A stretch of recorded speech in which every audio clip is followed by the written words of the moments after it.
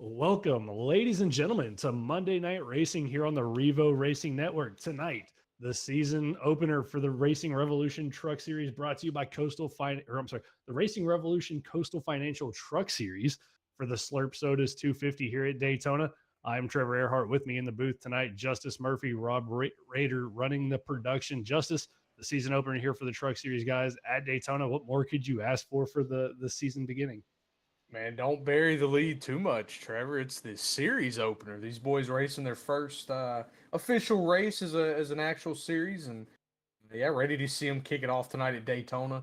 A lot of good action. $25 to win the race. These boys are putting it all online. Got a nice full field. This ought to be fun. At 40 trucks tonight, one fast repair, 75% fuel, 100 laps. Stage breakout lap 20, and yeah, I kind of buried the lead there a little bit. The series opener for these guys. You'll see some names that you recognize from Wednesday night if you follow the Racing Revolution Cup Series on Wednesday nights, and some other new drivers out there as well.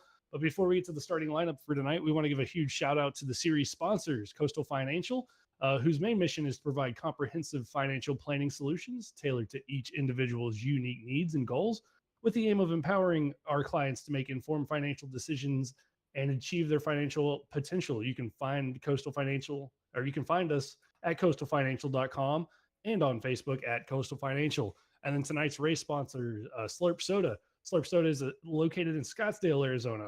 Their goal is, or I'm sorry, our truck roams the vibrant streets of the greater Phoenix area, adding a splash of flavor to your day. Discover us parked at your local hotspots, from downtown corners to community events, serving up our signature lineup of refreshing sodas and invigorating energy drinks.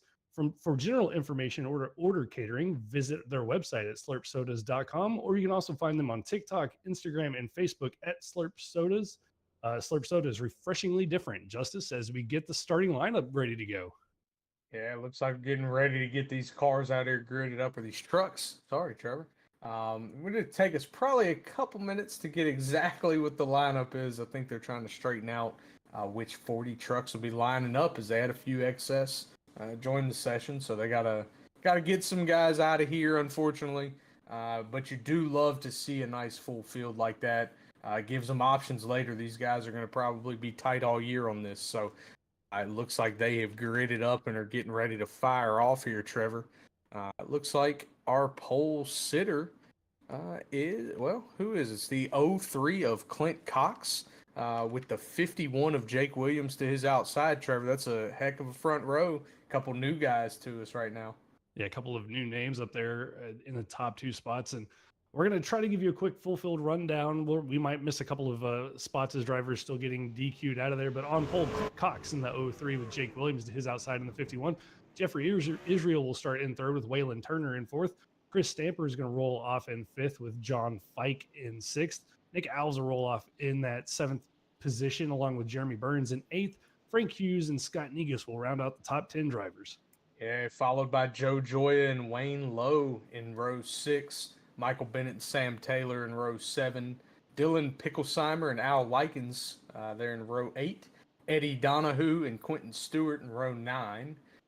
Followed by, we scrolled a little too far. There we go. Matt Robinson and Stephen Brian in row 10 there, Trevor. And we'll pick up with Alex Berube there in the 19 machine's going to roll off in 21st. Chris Nail in 22nd. Justin Hughes down there with Jake Clemens, Jeffrey Duran. Yeah, we're gonna get the names right eventually. Or I'm sorry, with Joseph Duran in 25th. Dustin Adams, Andrew Cardinal, Kevin Orlando, Tyler Harrison, and Michael Call will round out be in the 30th position. Yeah, with Jeff Weimer and Mike Peters, 31st, 32nd, Jacob Serkovich, 33rd, Christopher Schaefer, 34th, Michael Reed, 35th, Devin Hudgens, 36th, Peyton Presley in the 7 truck in 37th, Caleb Gilbert, 38th, Rafael Perez, 39th, and we believe Grant Thorpe to be in 40th as they're here in 3 and 4, Trevor.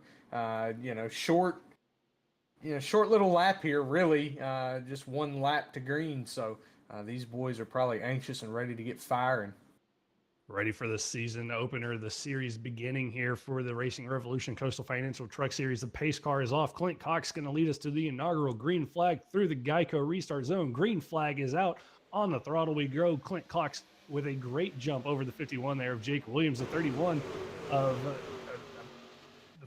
there of Jeffrey Israel. Looks like he might have missed a shift halfway down going into turn 1, and that's really going to hurt the 03 machines. He's got no drafting help, and that's going to give Jake Williams the lead as we got one truck on the apron coming off of pit road.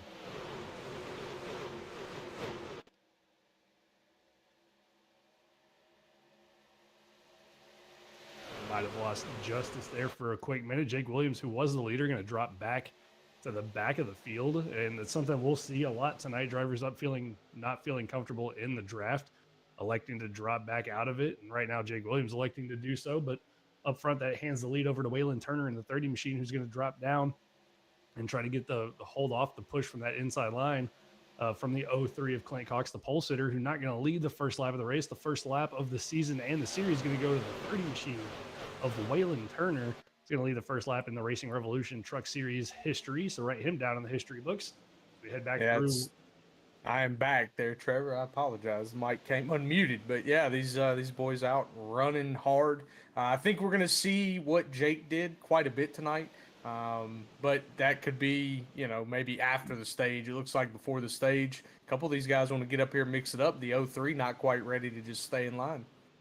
and not ready to stay in line. And that's something like you said, we're gonna see a lot. We're gonna see the comers and goers like you do in real life NASCAR, guys that feel comfortable getting up there and getting in the draft and getting involved early, and other guys who want to go back and be safe, play safe at the back. And they do have one fast repair here tonight, so you can get away with getting involved in a wreck at least once and get that truck repaired and back out there.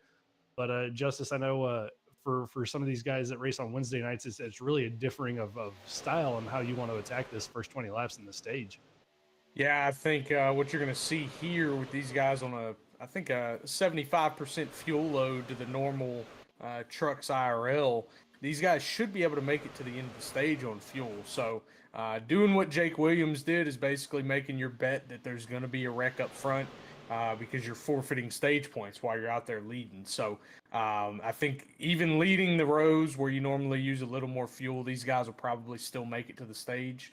Would be kind of surprised if they don't. But maybe some of these guys being less aggressive back here, like Nick in the 24 on the fourth row there, maybe that's telling you that he wants to save a little fuel. He doesn't know if he can make it. Yeah, I think if you're back there in that fourth and fifth spot in line, you're saving the fuel. Really don't want to be out there leading the lines. That's where you're really going to hurt yourself on the fuel mileage. We'll have to wait and see how that's going to play out. Don't know the exact fuel run, but we're thinking somewhere between 5-ish laps, I believe, Justice, on a fuel run for these guys with that 75% fuel. Yeah, I'm thinking it's somewhere 25 to 28. These guys should be able to go up front if you're leading the lane using the most fuel. You're going to lose a couple laps to these guys, probably somewhere around 22, I would think, leading the line. So, again, I think they can make it. That's why you see Waylon Turner and Clint Cox battling so hard as you see a big checkup here. And that's what can happen. And they're starting to wreck in the back, big wreck right there at pit exit.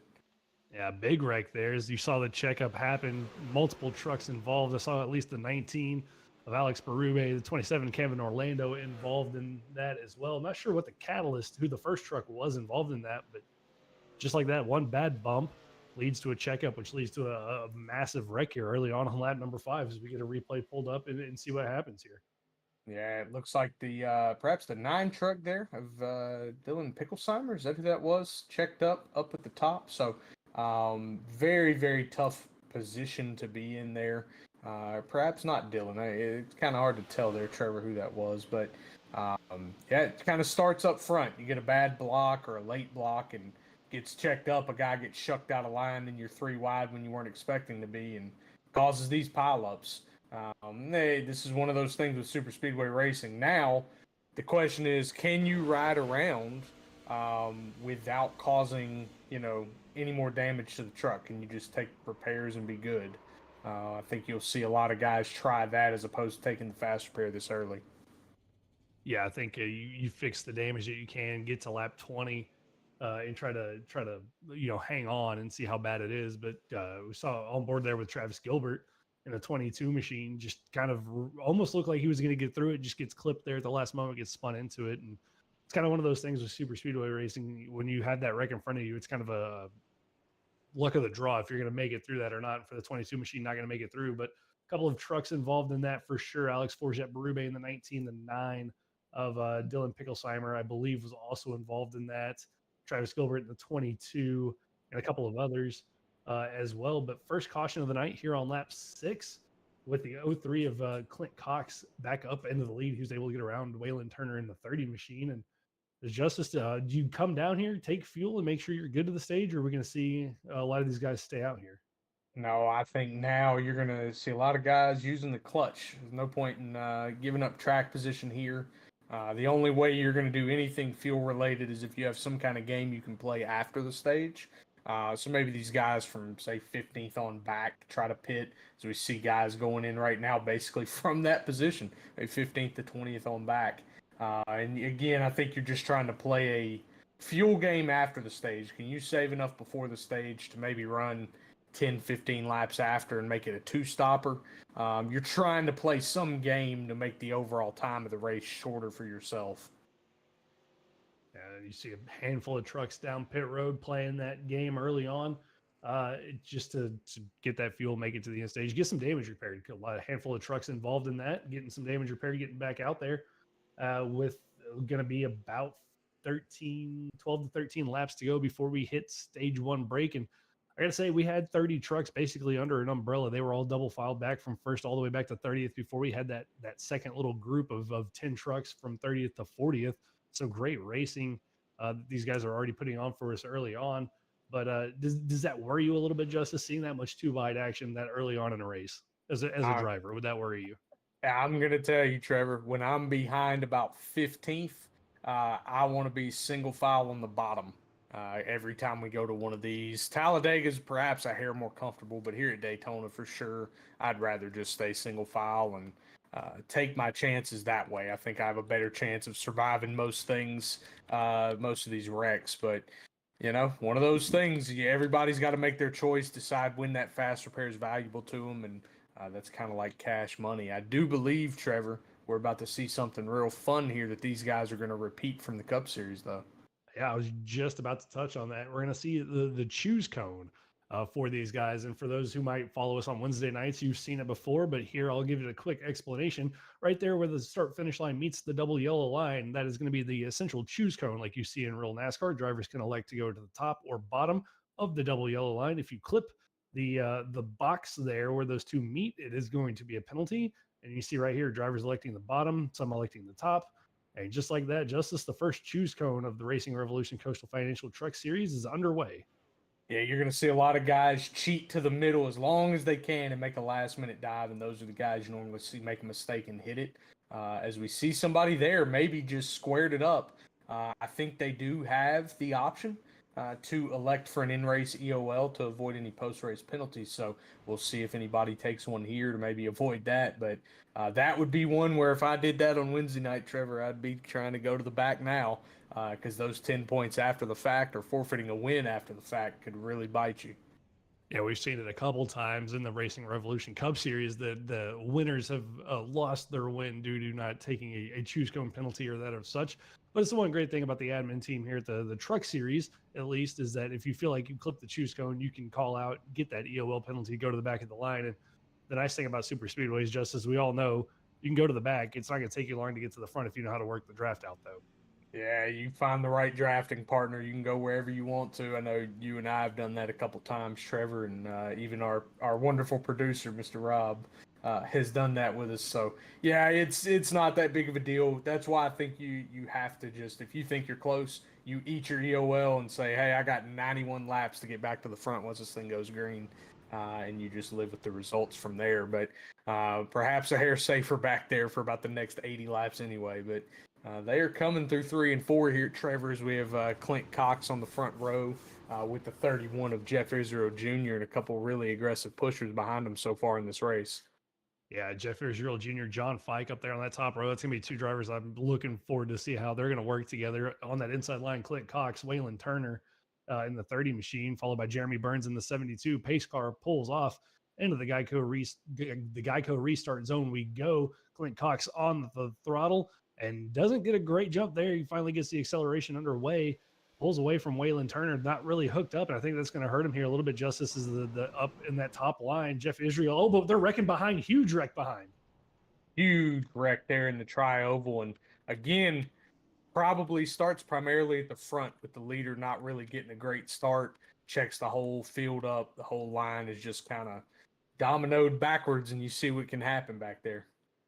See the one there of Matt Robinson. I believe the 23 of Chris Schaefer involved as we get a good look here. You can see the stack up coming on the bottom line, but on the top line, looks like it's really where that stack up starts is the form machine caught up in that. That's going to be Andrew Cardinal in the 4, Chris Schaefer, Matt Robinson involved, and a couple of others. But just a little checkup like that, Justice, and the accordion effect throughout the field, and you got 40 cars out there. This is kind of what you end up with. Yeah, this looks like perhaps an issue where guys aren't tight to each other, and you kind of get to a guy's bumper last second. We're on board here with the 4 truck of Andrew Cardinal, and yeah, it's tough vision-wise. You don't really see this checkup coming. You get hit from the back, and you're in the wall and spun around, hitting other guys. It's just very tough here, and one thing that never gets stated enough, Trevor, is just how bad the vision is from the cockpit of any of these NASCAR vehicles. trucks, Xfinity, next gen cars don't care. There's a reason you have a spotter on the roof. It's because it's very hard to see things around you and things out in front of you. And so, yeah, these spotters don't get paid enough half the time, Trevor, I would say.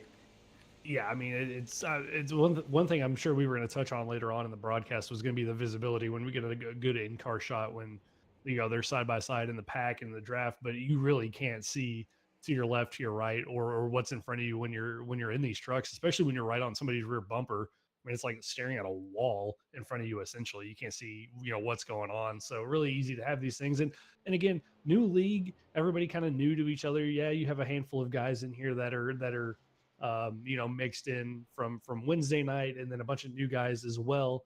And so that can lead to a little bit of hiccups early on in the beginning of a league. But that first little 5 lap run, Justice, I got to say, they were putting on a great race, and I'm sure once we get back going green here, we'll get some more of that great side by side action. Yeah, I love the trucks, man, around these tracks. I'm not a fan of driving them at a lot of other places, but around these tracks, the drafting package is just so perfect. You can get in that 2x2 action, create some runs, not just be kind of stuck. These guys are going to learn that. They're going to learn how to get around each other and really get racy. See some guys use the side draft. I know that's coming at some point. Hopefully, save it for a little bit later in the race as it looks like you got a few more guys down pit road taking some repairs. They're starting to understand it's a long race. Maybe we settle in. Let's log some laps. But how racy do you think they're willing to get, Trevor? They're coming to the stage here in about 8 laps, probably once they go green. You think they're going to be willing to fight that out and maybe wreck for a couple extra points? That's the real question. That's kind of the thing that I was asking you at the before we went live was what you thought the aggression level was going to be at the stage. I know previous experiences in other leagues and on Wednesday nights that we had that issue with wrecking coming to the stage on the super speedway racing. But we'll have to wait and see what these guys are going to do. I don't think personally it's worth it for that one extra point, but you never know. I mean, it could from making it into the playoffs.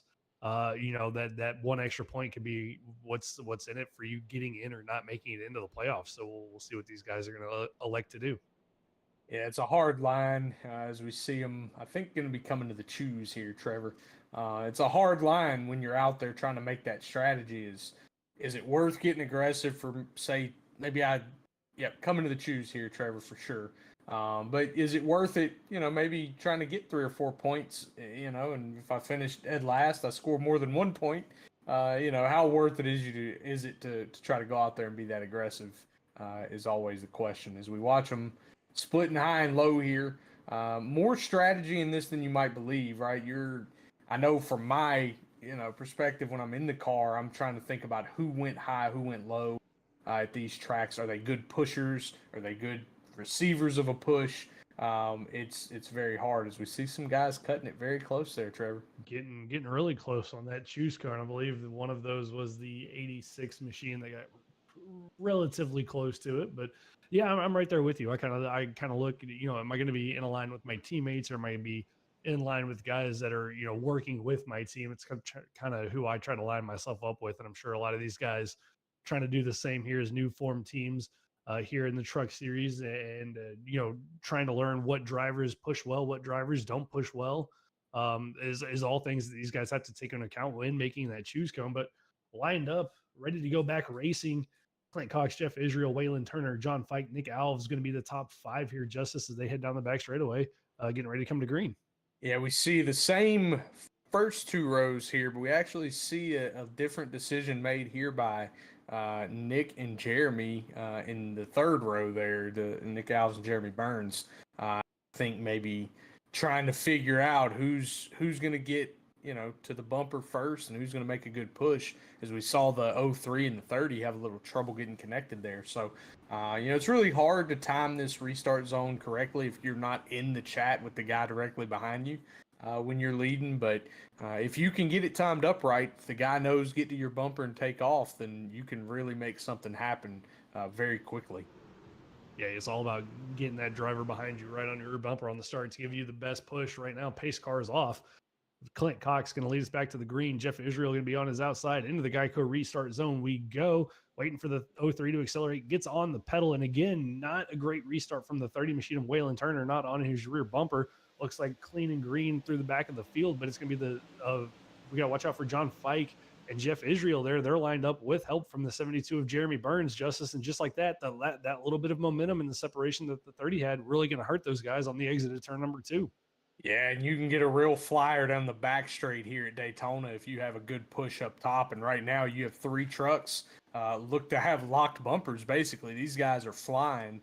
We'll see how long it takes that inside lane to make momentum, but now we're adding a 4th and 5th truck. These guys are really getting organized as we see the 31 jump to the bottom to block a run coming from the 03. Israel with a great push there from Fike, going to drop down and block off Clint Cox in the 03. And unlike the Real Truck Series, there is no rule against locking bumpers here in the Racing Revolution Coastal Financial Truck Series. So these guys are free to do that. You just got to watch out and make sure you don't blow the engine. So you got about, what is it, a lap and a half of good solid locking bumpers before you have to really worry about that engine overheating, Justice? Yeah, and if you do it just right, you can kind of slide up or maybe down a little. I know I prefer to get pushed in the right rear, which is not exactly preferred by most, but you can slide up and kind of cool the nose if you do it right, still get a good push. You just don't want to do that into the corners. We see the 03 squared up with Jeff Israel Jr. and gets a great push through the corner. And this is where you can really make haze if you can do that consistently. As we see the 03 bail, and he's going to go take the push from John Fike up top and try to regain the lead. Cox not wanting to sit in second for too long, wanting to get back to that lead spot. And just like that, takes the momentum, takes the run up in front of the 65 machine. Now we're going to drop back down in front of the 31 of Israel, back to the top spot for the 03, working that draft out perfectly there, Justice. And side by side for the rest of the field on back as we get ready to come to 5 to go here in the stage. But just like that, Israel with the crossover move down the back straightaway. Yeah, these guys are slicing and dicing, and this is where it gets fun. This is what I was talking about with the trucks, man. They really build a great run, and if you're the second place truck, you have a pretty big advantage over the guy leading. This is where if you're up front, if you're a guy like Jeff Israel Jr., if you want to go for the stage win here, you can do some things to kind of trap that 03 in position if you do it right, or you can do some things to trap the 30 in position if you do it right. You just have to play this game, and this is where your really good super speedway racers learn that over time. So we're going to see who knows the tricks and who can make something work here. I would really be worried about who can get that run on that third lane coming to that green and white checkered flag at the stage. It's going to be, will we see that third line form? Just a reminder, below the double yellow line, out of bounds, that will get you a penalty if you pass below the double yellow line. So something the driver's going to have to watch out for. Will the third line form? Yes, it will. Is the 5 machine going to look to the inside of the 72 of Jeremy Burns? Burns electing to maybe, he's not feeling all that comfortable, going to take the high line and fall back out of here. He's going to lose the spot to the 5 machine of Chris Stamper, the 71 of Sam Tyler, and fall back in line. But just like that, maybe feeling a little bit over aggression there at the front of the field and trying to work his way into maybe a safe spot in case something were to go wrong. Yeah, seen a great attempt there by Jeff in the 31 truck to kind of keep the 30 at bay. It looked like he drugged the brake a little bit, kind of played that game I was talking about, Trevor. Maybe trying to keep that advantage for that second place truck from being a thing, as we see the 30, the 03 getting a big push from Fike in the 65, but the 30's right back to the bumper of the 31, and these guys are just back and forth, playing that game of inches until somebody can get out and clear and make a block on a big run. That's the nice thing about these trucks. I know you've touched on it a bunch of times, but they really take a good shove from the car behind them, unlike the Xfinity cars and the next gen Cup cars, where they get really kind of unhappy with a hard push. The truck's much more stable under the pressure of the push. So these guys really getting aggressive with it and coming down to 3 to go here before the first stage of the season. And we're everybody from about first all the way back to, I believe, 25th, all under the same blanket here, 2 by 2 throughout the field. Yeah, it's one of those things, Trevor, you talk about how good of a push they take. These things, the way that they're skewed out in the rear end and then the big spoiler on the back, they just punch such a big hole in the air that when you're kind of behind a guy, you just fit right up into it, and you're below all of the air that he's eating up. So you can really just square him up. The bumper's nice and square. They were putting sticky tape on these bumpers for a while to kind of help that a little bit. So you kind of see all the benefits of that, and that's why this drafting package is just so great. And we're seeing this back and forth slice and dice for the lead right now as we see John Fike wanting to get up there, mix it up. I can tell you from racing around a guy like John Fike enough, I raced him in officials a bunch, on Wednesday nights a bunch. That is a guy that wants to win, loves to lead. He's going to be fun if he stays up here all night. It's a man that showed a lot of speed so far in the early parts of the Cup Series season on Wednesday nights, and looking for, a momentum boost not only for Wednesday nights, but a great kickstart to a Truck Series season and opener if you can get a win here tonight, or just a play or just a stage win. Right now, with help from the 5 of Stamper, he's going to be out in front, leads that lap over the 03 of Clint Cox, 71 of Sam Taylor there with Jeremy Burns trying to help that outside line. But the top 3 in that outside line, really the closest 3 together is Burns and Alves, kind of in that 4th position in line on the top and bottom, really kind of sitting back. But just like that, 3 wide look from the 5 machine really going to hurt the momentum of that outside line. Yeah, that may kill the outside line to the stage here, Trevor, as they're coming to the green and white checkered flag here. Big push from this inside lane. Be interesting to see as we see a little bobble further back. But they're kind of hanging on to it. They're going to let them race to the stage here, hopefully, as we see the 03 perhaps going to win this thing. Can Waylon Turner get a big run? Turner going to look to the outside. He's got help from the 31 of Israel. Israel gets turned across the nose of Fike into Alves and into the grass. The 31 goes back up the racetrack. That's going to collect a couple more trucks involved in this. The 5 involved and a couple more. And what looked to be just a solo truck spin as we have one hit the inside wall hard there. Not quite sure who that was. I believe that's the 37 machine with a hard impact inside wall. But what looked to be a solo truck spin there at the stage break going to turn into a multi-truck wreck. As you can see the crumpled heap of Danny Veach and the 37 machine there on the inside of turn number 1. We're going to look back here, Justice, and see what happened here at the stage. Yeah, just getting aggressive there at the end, trying to get a good push, also trying to make your jump, and the 31 just gets kind of hung up across the nose of the 65 of John Fike, and looks like it caused a little bit of an accordion as he spun back up into the field, and that can be very tough to deal with as a driver further back. Remember what I said, Trevor? This is why I like being single file. It gives me plenty of places to dodge stuff like this. When you're double file back here and a guy just ends up in front of you in your lap, not really very many places to go here at Daytona. Yeah, there's not really many places you can run and hide when you're 2x2 from first all the way back to essentially 30th. As we get another look here, you can just see the 31 goes to push the 30 machine, and Fike just gets offset just a little bit, clips the 31 of Israel, sends him around and back up into the field. And at that point, you're just a passenger. If you're still in that pack at speed, nowhere for y'all to go. As I believe the 9 of Dylan Picklesheimer involved in that. I believe I saw the 17 as well, caught up in that wreck. I believe it's Joe Joya in the 17 and a handful of other trucks. We already saw the hard contact with the 37, but just like that, what you thought might have been a peaceful end to your stage, Justice, kind of goes up in flames if you're some of those guys caught up in this incident. Yeah, we're all on board here with the 37 of Danny Veach, kind of see his POV here, and this is going to be a good example of what I'm saying. When this 31 comes back up, people are checking up. Where do you go if you're the 37 truck?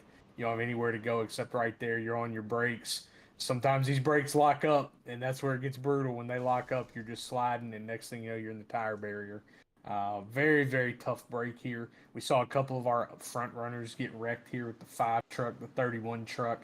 The guys that we thought were going to be competing for that stage win end up finishing more than likely outside of the stage points, and just all of a sudden you end up at the back of the pack, hopefully not having to use your fast repair, but you never know.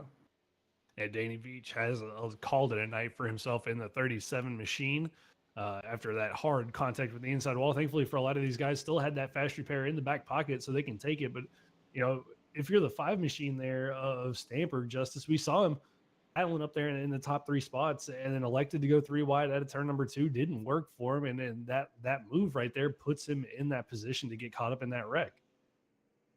Yeah, it's tough. You go up and you're just trying to make a move to put yourself in a good position for points, and sometimes not even trying to make a move. You just kind of get shuffled out there, and you're in a brutal stuck spot, and you can't really go anywhere. So it just kind of looked like that maybe would happen to Stamper there. I've been there a time or two, and you're just thinking to yourself, "Let me fall back here and not make contact with anybody. Don't make contact with the wall. Let's just survive and."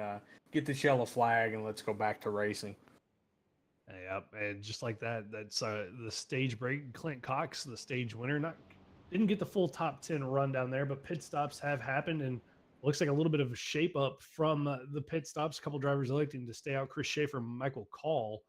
Two drivers electing to stay out, along with Wayne Lowe, the top three. Clint Cox comes off pit road in fourth position with Frank Hughes, Waylon Turner, Rafael Perez, Nick Alves, Jack Clemens, and Chris Nail look like going to be the top 10 lining up for this restart. Yeah, you got kind of a shakeup here at the stage, Trevor. I'm working to get the stage finished for everybody right now, but first through fifth in the stage there, Clint Cox with the stage win, Waylon Turner in second, Nick Alves in third, Jeff Israel Jr. gets fourth, Frank Hughes in fifth. These guys, obviously Nick and Jeff kind of reckon, but they were across the line in fourth and fifth. So, yeah, big thing here is we got them choosing here, Trevor. Again, this is an opportunity to make up some rows if you can get the right lane here. Yeah, this is a chance to make up some spots based off the choose. Get lined up with your teammates. Get lined up with drivers that you want to work with. As we work lap 24 here of 100 for the Racing Revolution Coastal Financial Truck Series season opener and series start here on iRacing is the league's first race for the Slurp Sodas 250 here at Daytona. The restart going to be led by Chris Schaefer, Wayne Lowe, Michael Call, Waylon Turner, Clint Cox, going to be the top five. And this is where it can get a little bit interesting, Justice. You got a couple of drivers that haven't been up front. We know from past experiences, these guys are good at the super speedways. But for guys like Clint Cox, Waylon Turner, these are drivers that you haven't been around yet tonight. How nervous does that make you? From a driver's perspective, you're definitely worried because these aren't guys you've been drafting with all night. You're sitting there going, where do these guys come from? And how do I figure out the quickest way possible to work with them in the best way possible? So these guys will get it figured out. It looked like they had a nice, nice clean run to the stage there. Obviously, we talked about it in detail. It was very possible that you were going to get that wreck coming to the stage finish. You get it there. Unfortunate circumstance, but I think we will now see a very clean race to that last checkered flag. Maybe a couple of green flag stops here, depending on how the fuel plays out here, Trevor. That's what I'm looking for. Green flag, looking forward to is those green flag pit stops. Always fun to watch at super speedways, especially how the strategy plays out for these guys. But we'll have to wait and see if we get to that point. Right now, pace car pulling off. Chris Schaefer, Wayne Lowe going to lead us back to the green flag. His pace car is off, getting ready to go into the Geico restart zone right now for Wayne Lowe, a little bit further back from that 23 machine than I think he wanted to be. And like that, Michael Call with a great shove to the 23 of Christopher Schaefer. And those two get a really good launch on the rest of the field. Logan to drop down in front of the 30 of Waylon Turner, leaving Clint Cox basically all alone on that outside line.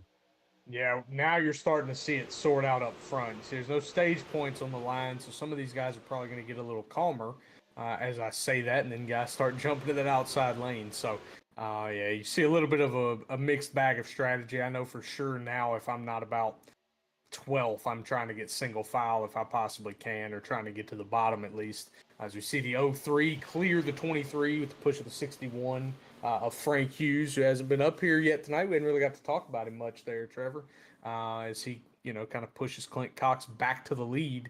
Now we get to see how does Schaefer work with Clint Cox, or Christopher Schaefer then the 33, as these boys are getting ready to get on a heater. Yeah, I mean, that was a great push there from Frank Hughes. We've seen him in a couple of the practice races look really quick, and that 61 machine hasn't quite got the finishes that I think he's wanted, but he's shown speed and shoved the 03 back up to the lead position. Now getting some help there from the 88 of Chris Nail behind him, the 24 of Nick Alves as well. And we'll wait and see how this is all going to work out. But again, back to that 2x2 racing from first all the way back to about 20th. You can see it there in your screen. A couple trucks further on back in the field, single filed out. I believe it's going to be the last handful of positions there, but up front, Justice, we're back to that side by side racing. Yeah, and I would expect this to continue for a little bit, but at some point these boys are going to want to calm down. You get the checkups here, and what's the point of getting in a wreck now when they don't, I mean, the pay window doesn't open for another few pit stops, Trevor. So, one of those things you want to position yourself as best as possible, but is it worth wrecking the truck at this point to make that positioning, worth it? But we see that outside lane trying to gain a little momentum with Frank Hughes, Chris Nail, Nick Alves, three truck of Justin Hughes following them up. So at some point, these guys are going to start rebuilding the momentum as you're kind of getting evened out top and bottom. We're going to see that slicing and dicing again, I think. 'Cause that 03 truck, man, he does not like riding in second. So if he gets cleared, I think he's going to make a push to try to get back up to the front and lead the lines. Yeah, Cox definitely does not look like he wants to be anywhere other than the lead, and they say that's the safest spot to be on the super speedways is in the lead. So we'll see if that's going to be the safe spot for the 03 machine, but going to have to deal with the pressure from the 61 of Frank Hughes with help from the 88 of Chris Nail there, as Hughes almost had it cleared into 1 and 2, but thinks better of it and stays up in that top line.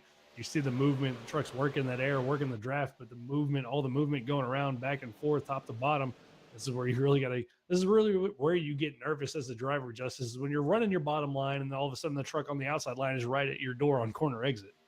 Yeah, it takes a lot of discipline to kind of get there and just commit to whatever you're wanting to do. I know you and I, Trevor, are two of the more aggressive guys about driving on the doors, kind of knowing where you can get suck that truck back. That's all you're trying to do. You're trying to dump air on that spoiler, suck the truck backwards, pull the two trucks apart, and make your line go forward. The more you can do that, the further you can advance. And if you can get, say 3 or 4 guys clear and you have your guys that pushed you forward, those are probably not guys that are going to bail on you immediately. Whereas what we've seen a lot tonight is as soon as a guy gets clear, he jumps, and then there's the slice and dice back around, and you're toast. Whereas I think if you would have the patience, maybe let a couple guys clear, you're not going to really have to fight for it quite as hard. Yeah, I think that's been the biggest thing I've noticed is there hasn't been any real,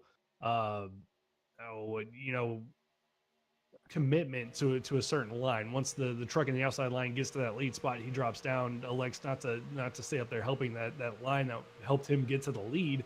That's allowed the 03 of Clint Cox to use that momentum from that outside line, just like he did to get back up to the lead as we're on board with Michael Bennett. And just as you see the movement up there, and you can also see how hard it really is to see out of these trucks when you're tucked up underneath the rear bumper of another one. Yeah, and we're on the roof cam here. Now we're going to go in the cockpit here, and this is where it gets very tough because you see the bobbling, you see the weaving, and then you want to get out and get yourself a little bit of clean air, kind of keep the nose cool back here, but you also have to stay in line. And right here, if you're Michael Bennett, you're thinking to yourself, where can I make my move to position myself the best for the next lap, right? This is a lap by lap race more so than anywhere else you go. There's a lot of places you can go. You can kind of mindlessly just run clean. I'm going to run this line and save tire. Not here. Every lap you're on the wheel trying to get in position to make the best move you can when that time comes. And we've seen that all night in the front of the field as Clint Cox has regained that lead. Like I said, no commitment to stay behind somebody, to stay in the line they're in. I think if you're a guy like Chris Nail in the 88 getting a push right now on the outside from Nick Alves,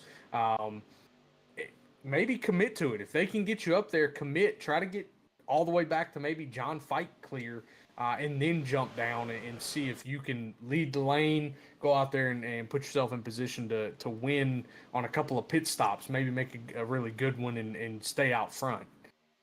Yeah, and if I'm Frank Hughes in this situation, Justice, I'm not all too mad that Clint Cox got back to the lead position because I think with the pit strategy, the way that the 75% fuel is, they get a little bit close together and stuck together, and here they go down the back straightaway. They kind of save it, but hard contact for Nail into the outside wall.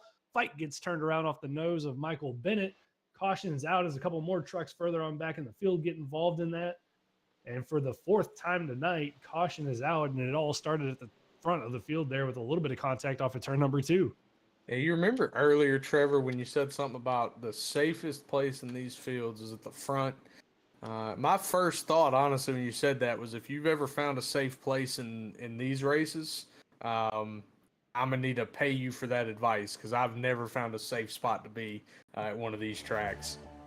I typically that's what you hear, but I'm gonna blame that on the curse of the commentators. We work on getting the replay pulled back up and see what happened. But yeah, super speedway racing, I don't think there really is a safe spot. Is we're gonna look here and maybe a little bit of a side draft gone wrong, and the 88 comes down into the 03, gets shot back up, and then at that point, all the momentum's killed. Nick Alves nowhere to go, gets into the 88, and it's just a scatter from there on back. You see Picklesteimer involved further on back along with the 4, but Michael Bennett, uh, John Fike, hard contact into the outside wall, and a couple others pick up some damage here. Justice on lap number 32. Yeah, just from some driving experience here, I think we're gonna go on board with John Fike and see his view. A lot of times this starts to happen, and if you're Nick, you're kind of riding and you can't lift fast enough. Next thing you know, if you're Fike, you're checking up. Everybody's checking up. You're trying to avoid where the wreck is, and you're just spun around backwards. And next thing you know, you're in the wall, looking at your buddy there as he was face to face with Chris Nail for just a minute. But yeah, if you're, like I said, in Nick Alves' situation, Chris just gets kind of a bad side draft in that 88 truck, pushes him up. He has to lift. Nick just could not lift fast enough, and you're in the left rear of that truck in front of you. Just one of those brutal things, tough spot to be in. You got to have really quick reactions on these super speedways to not have things like that happen. It's a tough break there. And then for Chris Nail, gonna like to call it a night for himself in that 88 machine. I think he used his fast repair earlier on in one of the early cautions, and that wreck right there takes him out of contention here tonight. But pit stops here for some in the field, and others electing to, I believe, stay out and play a little bit of a differing fuel strategy game here. Justice, as we had, I believe, three or four trucks stay out here under this caution.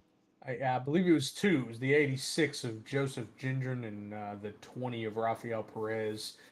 These guys perhaps running far enough back there, they think they've saved maybe 3 or 4 laps of fuel, and maybe getting out here leading the line won't kill them. They may be able to get out here and, take control of the start, burn an extra lap or two, and then kind of be on the same fuel strategy as some of the others. But we shall see.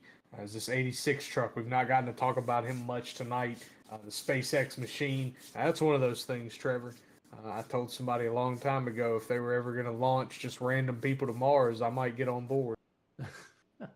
I mean that's one way to experience space is on a flight to Mars and in a SpaceX machine. And I think for Joseph right now, he's gonna be happy. All 4 tires are still on the ground. Had that truck hasn't caught in the air and tried to go to Mars yet. So running a good race for himself, keeping that truck relatively clean and up here leading a lap as he has still yet to make a pit stop. Last pitted on lap 22. We'll see if he likes to come down pit road here. If he is, in fact, going to be the leader back to the green flag when we go back racing. And looks like for Joseph, going to stay out here. Justice. Oh, nope. There it is. The late move back to pit road. So got himself a lap led. Now going to come in and get service done and go to the back of the field. Yeah, thinking long term there. That's I believe, an extra point here in the truck series as we're taking the choose this time by. Hopefully, Trevor, we don't have anybody commit any controversies here and hit that box again. But as somebody who's made that mistake, it happens. You just line up, re-rack it, and try it again the next time. Take your penalty. I think our producer, if I'm not mistaken, for our Daytona race, did something similar to that and took himself out of a chance to win it. So, it's a thing that happens when you have these choose cones. A little mistake like that can take you out of contention to winning a race. We've seen it before, and these guys have to be definitely vigilant when it comes to that choose cone. I think I'm gonna go cut that replay, Trevor, and get him to feed it into the broadcast at some point, just so we can all see, how bad of a mistake it was. I know in the Cup Series, I think it's something they translated over here too. If you choose, or while choosing, you cause an incident, you get to go to the back of the field, and that is what our lovely producer did. I think that was actually in the practice race though, so not something official, but Took the penalty to be the good sportsman.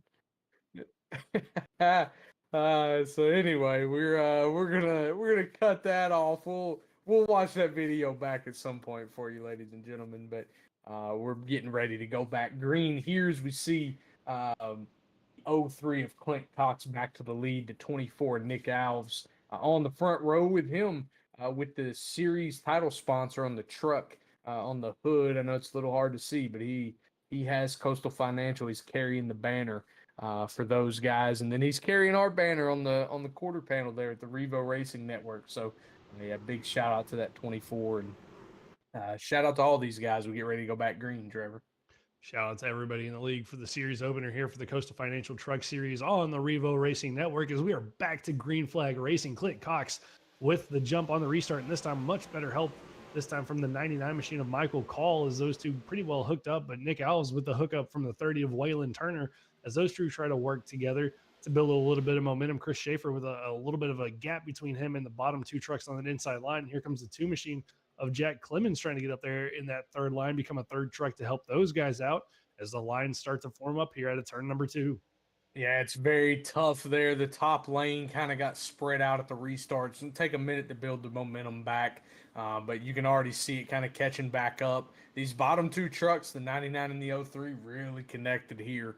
The 24 and the 30 trying to find that same connection, see if they can get all the help from the back now that the field is compressed back up here, Trevor. But we've seen Michael Call in the Cup Series a few times. He's very aggressive at these tracks, pretty good at them. So I think the 03 maybe found a good committed pusher. Maybe they can stick together for a little bit.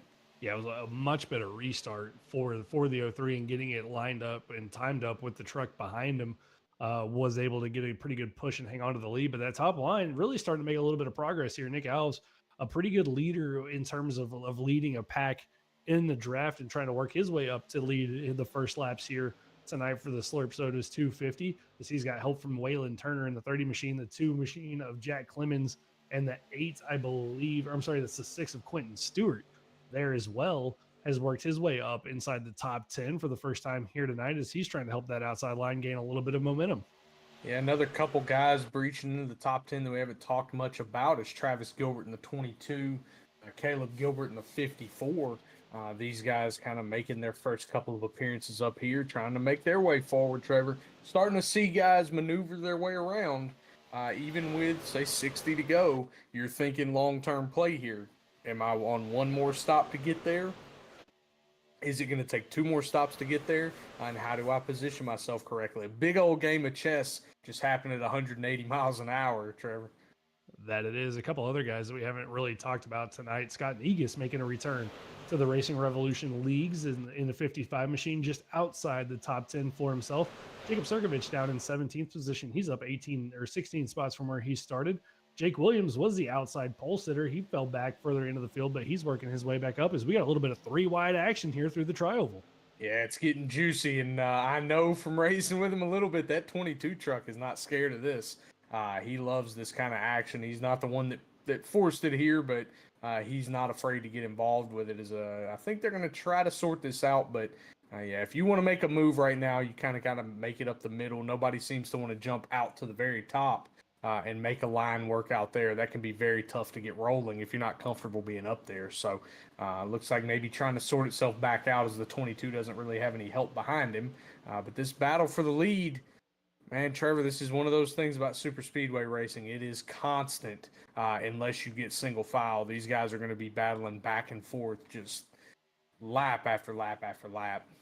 Yeah, it's the best part. There's no dull moment, no time to really take a break and catch your breath. Oh, we got one spinning through the tri-oval. Not sure if that's going to be a caution or not. A couple trucks spinning down through the tri-oval there on the exit of turn number, or on the exit of the tri-oval. No caution. They stay green. Trucks are rolling. We see the 3 involved, the 00 also involved in that. That's going to be Tyler Harrison and the 00, the 3 of Justin Hughes involved. We get a quick look back here, kind of in the middle of that pack toward the back of the lead pack. Trucks involved in scattering. Berube, I think, might have caught a little bit. Wrecking up front, well. Trevor, wrecking up front big. And just like that, big wreck up front. One truck on its side That's the 71 of Sam Tyler on his side, back on all four wheels, and the 84 slides into it as he has nowhere to go. Travis Gilbert involved as well. Trucks scattering, trying to get through here. Caleb Gilbert involved. Michael Bennett slides to a stop. The 95, I believe, it looks like he's got a blown motor and stuck on the apron. And just like that, for the guys that were caught up, Justice, in that wreck through the tribal that had no caution, they catch a break here, but a tough break for other drivers. Yeah, it's a big break if you were involved in the first incident on that lap. Tough break if you were not. You know, you're kind of hoping that stays green at that point because it gives you quite a bit of track position. But I think we're going to go back and try to get a replay here of what happened, what led to this wreck. I know I was trying to watch what was going on in the back, and I just flipped forward. And next thing you know, I see trucks wrecking as we are coming back here to the replay. Looks like the 23 drifts up a little bit off the bottom lane there, not realizing that the 5 is quite there. Chain reaction back there as they get checked up, start wrecking, hitting the wall. Yeah, we see the 71 get on his side there, Sam Taylor, and slide down the track. Good news. He is not going to be concussed tomorrow morning, ladies and gentlemen, as it is only a sim. That is a fact, unless you're running one of those motion sims, in which case that might be a little bit of a hard hit for him as we get a good onboard shot here from the 71 machine heading through 3 and 4. And you see, tries to work his way down, just nowhere to go, gets caught up with the 55 of Scott Negus, and on his side he goes. And a nice little slide down the embankment, lands back on all four wheels, and gets a nice little shot there, I believe, from the 84 machine of Devin Hudgens at the end of that. But more drivers, Justice, haven't used the fast repair, and this is where it starts to get really interesting for these guys as we're to not quite to halfway yet in this race, and already half the field probably without a fast repair. Yeah, at some point, I think you're going to have to see these guys just calm it down. Let's go single file. Let's log laps. Again, I'm always looking at when does the pay window open? It opens once you've made the money stop, Trevor. Until then, all you're doing is logging laps after the stage. There's no points paid out on lap 55.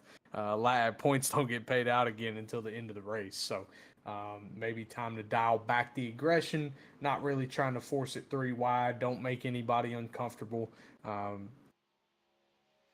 I believe, Trevor, we are getting word from the producer. We're going to pull the 24 of Nick Alves into the booth for a quick little in-race hit with him. Hey, let's get him over here and get his thoughts on the first 45 laps of this race as we look for Nick Alves in the chat there, and we'll try to pull him down. Nick Alves, welcome to the booth. What's up, boys? All right, how's it feeling out there? You know, about 43 laps, I believe, in here, Nick. What's it feeling like right at the moment? It's feeling like a lot of new faces and new places. I think we're more worried about the people than the car itself. They're pretty bogged down, obviously, compared to the Cup car. I've been hearing from my teammates that the runs are coming in the back, but other than that, I mean, it doesn't feel loose. It doesn't feel tight. The side draft is there, you can tell, but it's not as big of a factor as I thought it would have been. And it's just guys being overly aggressive and just feeling each other out because a lot of new faces here. Let's say, Nick, because y'all work the choose here. It is the start of the league, the first official race for you guys in the start of your season. So, I mean, how much is you guys working out the new guys and feeling that aggression, and how much of it is just guys' natural aggression here at super speedways? I think you can see a little mix of both, really. Like, you can tell the new guys are trying to feel it out. Some of the regular guys here are feeling out the new guys. And then you can tell the guys are just overly aggressive at super speedways. I'm not going to name any names. I think you guys can see who they are, but you can definitely tell they can tone it down until we get to the second half of this race. Yeah, I've said it multiple times already. Let's get to the pay window before we start making any moves, boys. So we're gonna send you on back to the team chat here, Nick. Good luck, and go out there and get the win tonight, buddy. Appreciate it, boys. Have fun up there. And Nick Alves, the Coastal Financial 24 machine there, Justice, and kind of touched on what we've said all night. Just new drivers feeling each other out, aggressive drivers that we've already known about being aggressive, and kind of led to our fifth caution here of the night, but a shakeup up front. as Alex Berube, Dylan Picklesheimer are going to be the two new trucks up front, two trucks that have been in the back and involved in a couple of incidents here tonight, going to now lead us back to green. Yeah, I believe we see something for the first time tonight, and that's the control truck take the outside. Alex perhaps a little more comfortable with Waylon giving him the push. Waylon Turner there in the 30. So, again, decisions being made based on where other trucks are going to go, even from the leaders, right? Who's going to be my best pusher? And, excuse me, because of the choose rule, you don't know. Perhaps the 9 would have followed him wherever he went. Typically, that's not going to happen, but we're going to see how good of a push Alex can get here as he takes the field into the Geico restart zone, Trevor. Pace cars off into the Geico restart zone we go. Alex Berube looking for a big shove from the 30 machine of Waylon Turner. However, he gets a great jump on the 30. It's going to be Clint Cox to the rear bumper of the 9 of Dylan Picklesheimer that's going to have the best push as that inside line already hooked up. But here comes the 99 of Michael Call with a shove to the 30. He's going to get him back to the rear bumper of Alex Berube. But just like that, they've lost already that momentum and the advantage they had to the inside line. Yeah, we're getting ready to see that 03 truck. Does he believe the 19 can get a run and get a push back around that 9 truck of Dylan Picklesheimer? As we see Dylan Picklesheimer with the lead for the first time tonight, another guy that's a regular on Wednesday nights, trying to come out here and get laps, log laps, build confidence. I think that's one of those things we see IRL with a guy like Kyle Busch. He loves to go back and run these lower series just to get the reps, get used to being on the track, go out there and get wins and see what he can do. But it's first time tonight we really see, it looks like we're going to see 4 trucks get clear of one line. Are they willing to stick together as the 19 gets a big shove here? He's coming back. Yeah, gets a big shove. There was a little bit of a checkup through the trial. Picklesheimer with a little bit of a wiggle after a push there from the 03 machine. And that kind of allows that top line to come back up. But don't look too far back in that inside line as Clint Cox with a big move back to the outside. Jake Williams in the 51, our outside pole sitter, already back up to that 3rd truck on the inside line. So he's worked his way back up to the field. But just like that, Clint Cox using the run from the outside line to get past the 9 machine back to the lead. The 03 goes. Yep, right back up there, and you see Dylan Picklesheimer trying to fade away on him. Let me slice and get back in front. Again, I think just not seeing patience from these boys. Maybe maybe Dylan Picklesheimer will try to let Alex push him, and he jumps too. I mean, again, Trevor, I've said it all night. Yeah, I would like to see them. Maybe you see 2 or 3 guys clear, and then make your move as a group, and maybe prevent some of that just back and forth for the lead. I think a lot of people taking the Dale Earnhardt Jr. method, I want to lead every lap, kind of induces what we've got going on here tonight. Yeah, I think just everybody wants their glory in right here is where you could see some issues. The 03 and the 9 chasing each other up the racetrack, and that's going to cause a big check, but everybody keeps it straight. Picklesheimer holds on to the lead as he gets back in front of the 03 of Clint Cox, but Justice, that could have been disastrous for that lead pack again, just over aggression, trying to chase one another up the racetrack, killing each other's momentum. But thankfully, everybody keeps it straight for another lap. Yeah, you can tell neither one of these guys want to really give up the lead, but one of you's got to lead and one of you's got to chase. Boys, as we see the 03 once again make a jump, try to get a run from the bumper of the 19. I think at some point, one of these guys will get a little frustrated. There's going to be less than an optimal lift point, and one of these guys is going to get shucked to the back at some point, but we shall see if that'll happen anytime soon as the 24 back to the bumper of the 9 of Dylan Picklesheimer, the guy we were just talking to in the booth, right? How do you dial back the aggression, but how do you set yourself up? I think that knowing some of these teams, Trevor, you've got 2 teammates there in the second row with the 24 and the 19. I'm sure they would love to work together, but how do you make that happen with these 2 aggressive leaders in each row?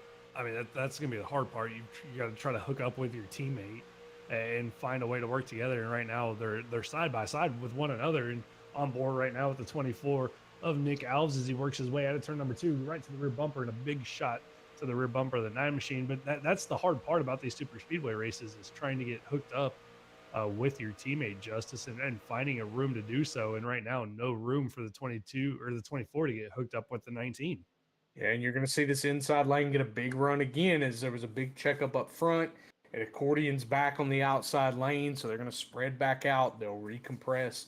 We're seeing these runs kind of come. It's who can make it work, who can stay right near the bumper, because once you get to that third truck, like Jake Williams and Waylon Turner, you don't really want to be on the bumper, right? The old adage is don't push the pusher because you're going to cause the most issue. But the closer you can get without pushing, if your whole line can stay compressed like that, you're going to get the biggest run. So it's really fun game trying to see who can make that work the best once the lines get rolling.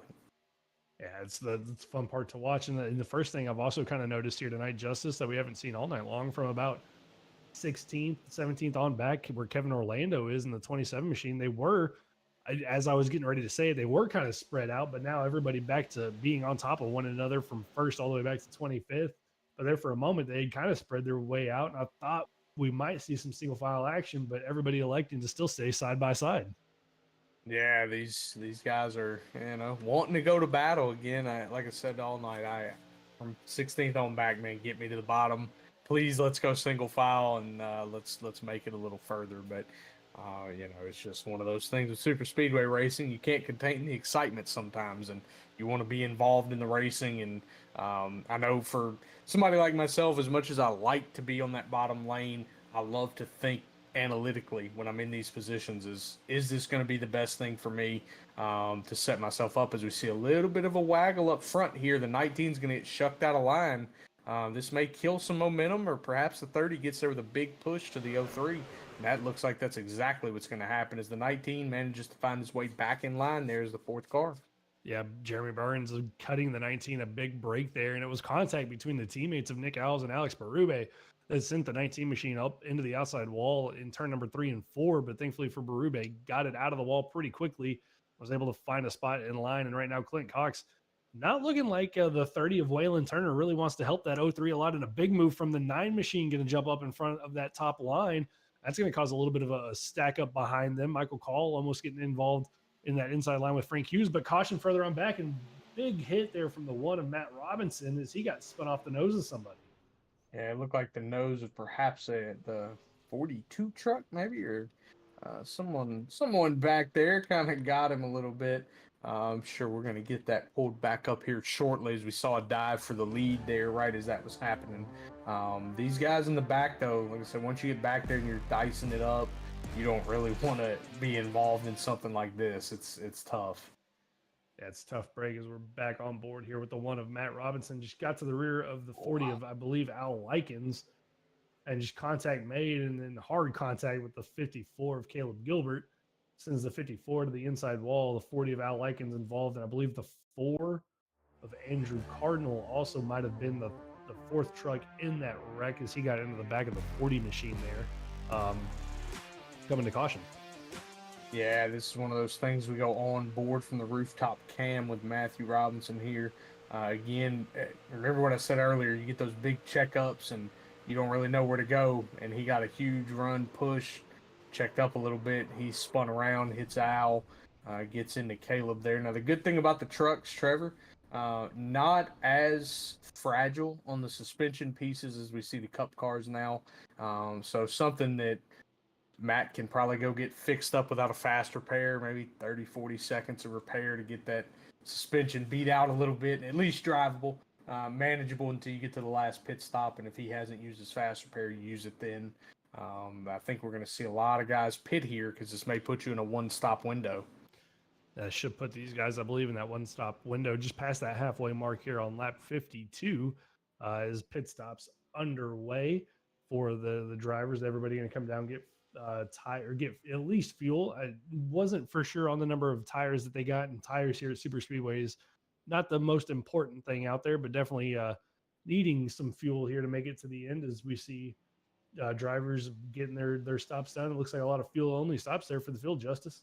Yeah, these guys got 5 sets tonight, Trevor, for this race. So I think it's going to be anything under 250 miles. They'll get 5 sets this season. So really, here you could give them 1 set. It's no different. The tires just never really build enough air pressure to be worn out. The track surface is pretty smooth. The steering input's pretty smooth. If you're not smooth on the steering input, you're probably spinning out. So yeah, these guys won't really use. They may use 1 extra set tonight. I would be very surprised if they did anything else. As we see them all come out of the pits from a fuel only stop.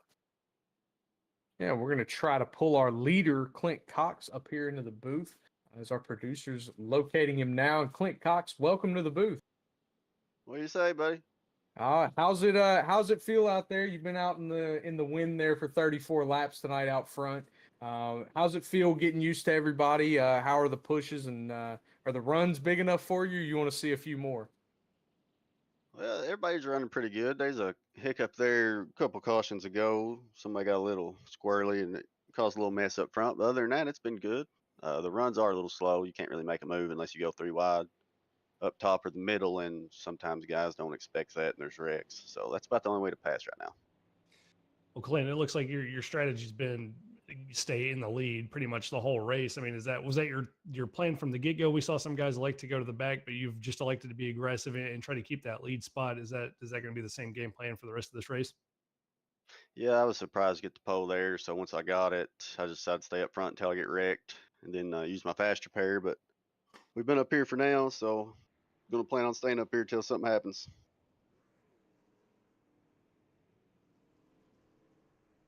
All right. Well, thank you, Clint. We're going to send you back to your team and good luck for the rest of the race. All right, thank you. Yes. All right, Trevor, as we talk to the leader there, get him up here, and it's fun hearing different people with different perspectives. How do you feel about how you're running the race? How do you feel about the truck? We heard Nick say, "Hey, they're really bogged down." Clint comes in and confirms that, "Hey, they're bogged down. You can't really do anything unless you go 3 wide." So they're watching that. So we're going to pull the 30 of Waylon Turner up here to talk for just a minute. Waylon Turner, welcome to the booth. Hey, how's it going? It's going good, buddy. You've been up front all night battling for the lead, being in the second row. How's the truck feeling? Do you feel like you can make the run whenever you need to? We've had 2 drivers tell us a little differently, so hopefully you're going to tell us it's running good and the runs are hot. Honestly, the truck feels really good. What doesn't feel good is some of the runs. I feel like some of the other trucks are doing. I feel like it's just a stalemate no matter where you're at right now. No, I've really been just finding my speed, just trying to push whoever's in front of me, no matter where I'm at, and just overall trying to stay up in the head, stay up in the front, so that way whenever it matters, I can try to come across that lineup in the front. Yes, sir. Well, you're coming through 3 and 4 here, getting ready to take the green. Waylon, we're going to send you back to your chat so you can get lined up, get focused, go out there and get the win. All right, thank you so much. You are doing a great job.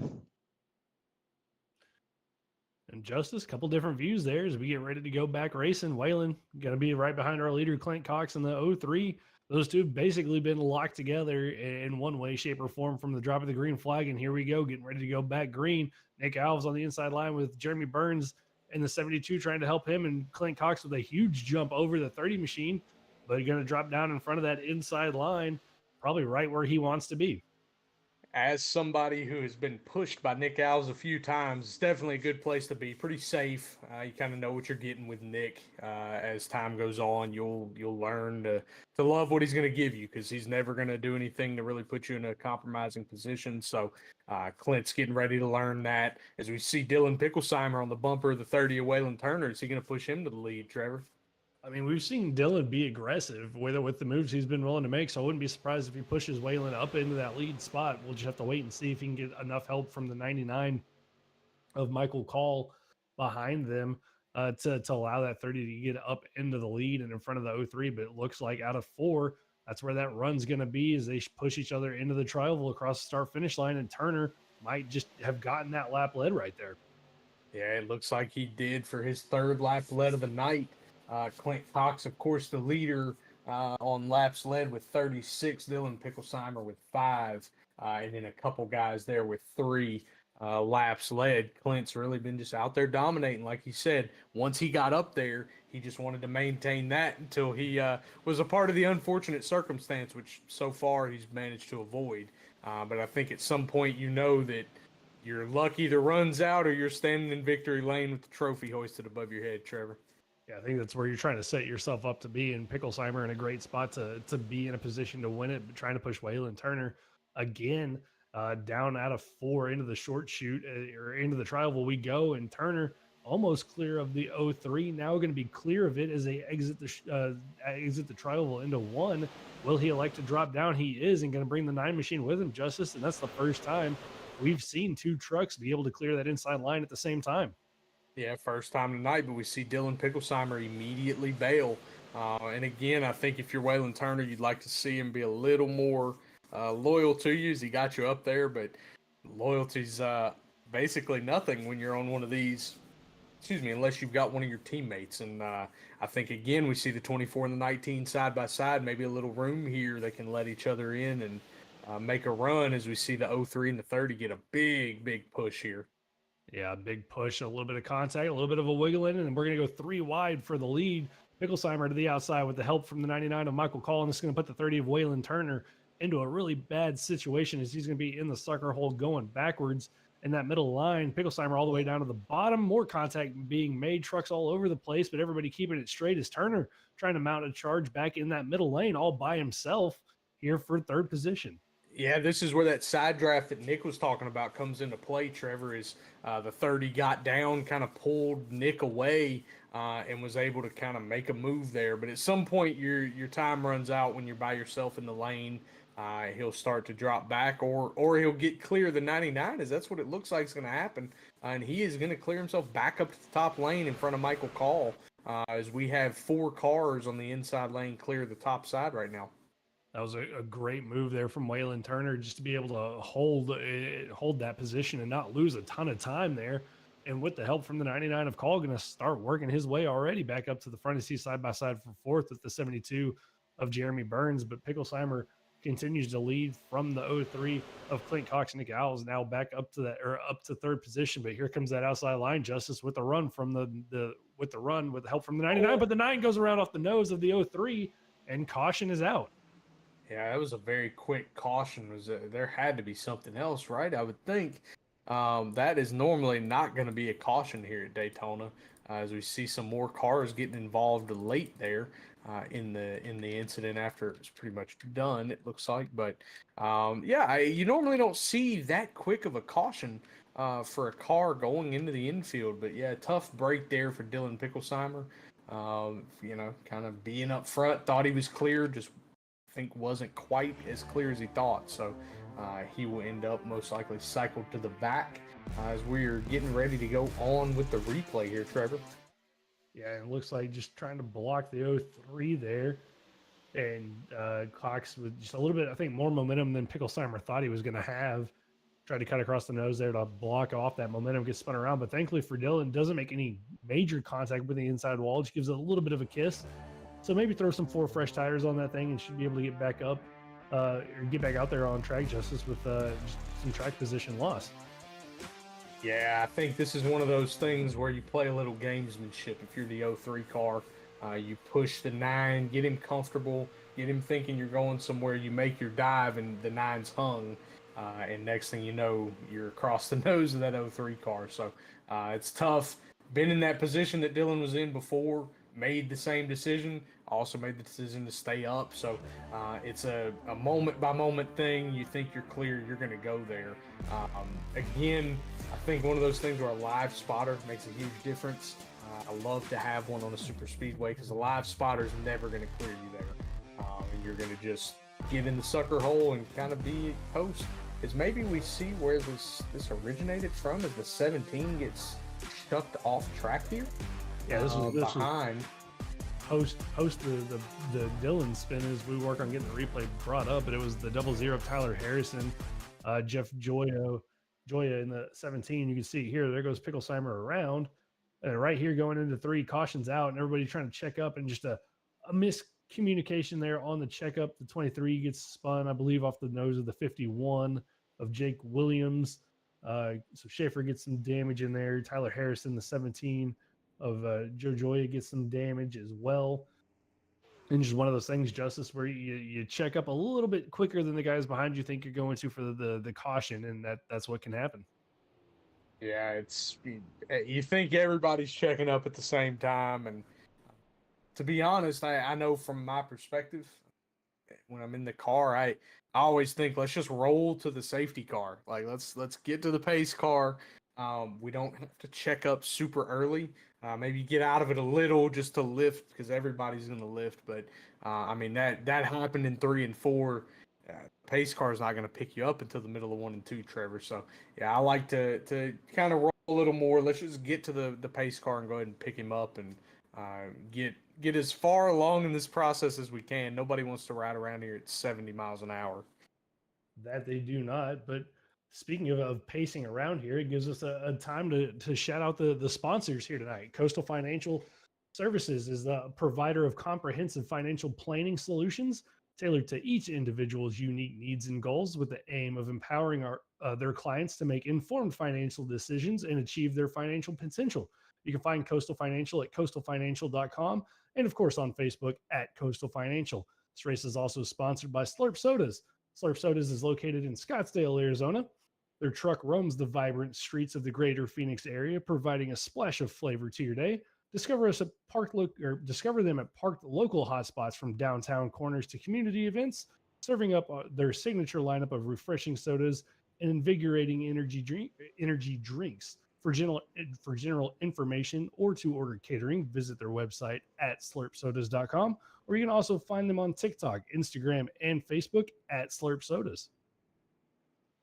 Yeah, Trevor, as you were getting through our wonderful sponsors there, Slurp Sodas, Coastal Financial, we were watching the choose happen there. It looked like we may have had another offender, somebody that may have absolutely smoked the box. We will see post race what happens with that if he doesn't take an EOL here, but maybe a little closer to not hitting it there than the first one. But back up front, we have Nick Alves in that 24 machine getting to start outside of the leader, Clint Cox, with Michael Call behind and Waylon Turner behind Clint Cox.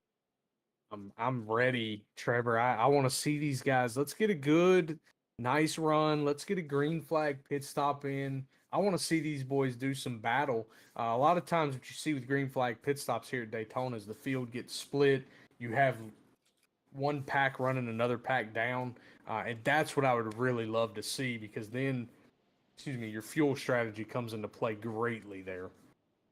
Yeah, we'll see how this is going to play out. If we can get a fuel mileage or fuel strategy into this, still a potential to have green flag pit stops if we can get to that part of the race with the 75% fuel. Just is one of those things that we're going to have to wait and see. But getting ready for the green flag, Clint Cox going to lead us back with the help from the 30 of Waylon Turner. Nick Alves, Michael Call going to be on that outside line. And that outside line, I'm kind of excited to see is we got Jeremy Burns up there along with the 7 of Peyton Presley, who we haven't talked about at all tonight. And Michael Peters is going to be the first offender that we've seen take the EOL for the Choose Cone Justice as we're back to green flag racing. And again, a great start from Clint Cox, but just not timing it well to really have a push of help as he heads off into turn number 1.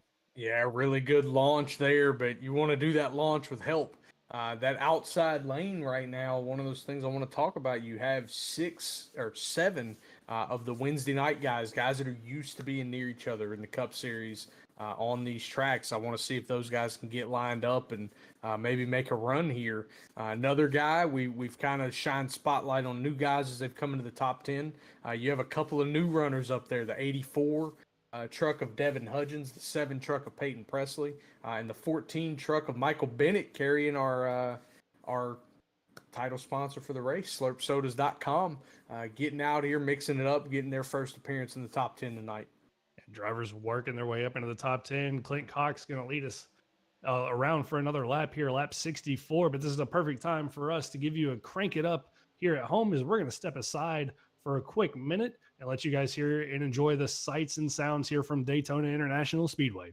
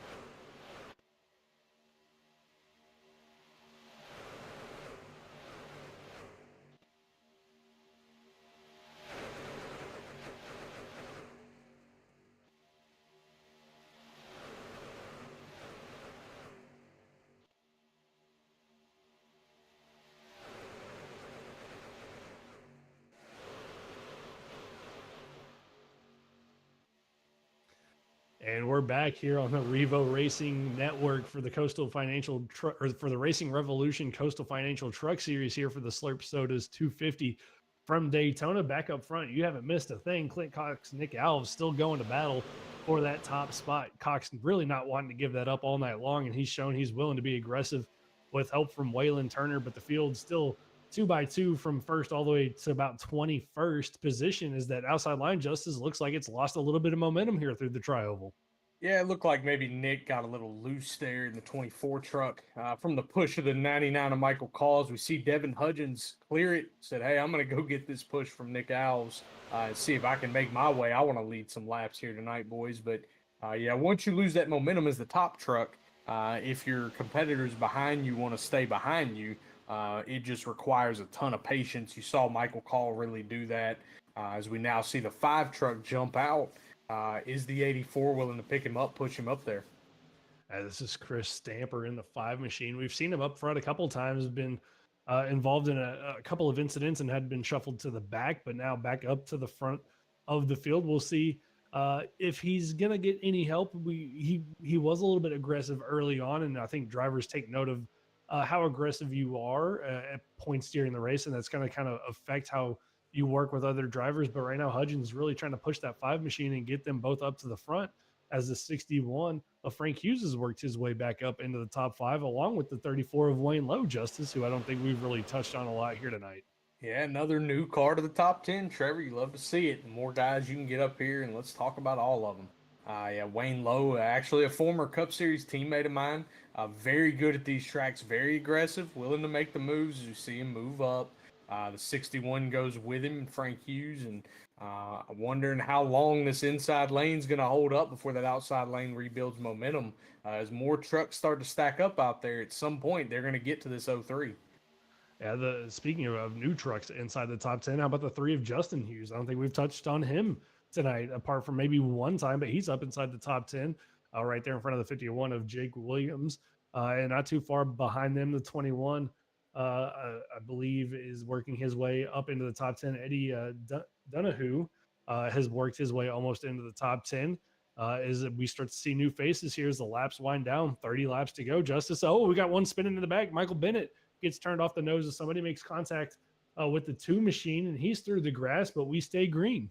Yeah, see, it stayed green this time, Trevor. That's why I was confused a little bit with the caution with Dylan Picklesheimer. But, yeah, this is going to be very unfortunate now if you're the 14 as we're getting ready to pull that replay up. Yeah, it just looks like he spins off the nose of Dylan Picklesheimer into the 2 truck. It's kind of weird the way things happen here at Daytona. But, yeah, these guys are going to try to get back up on the track.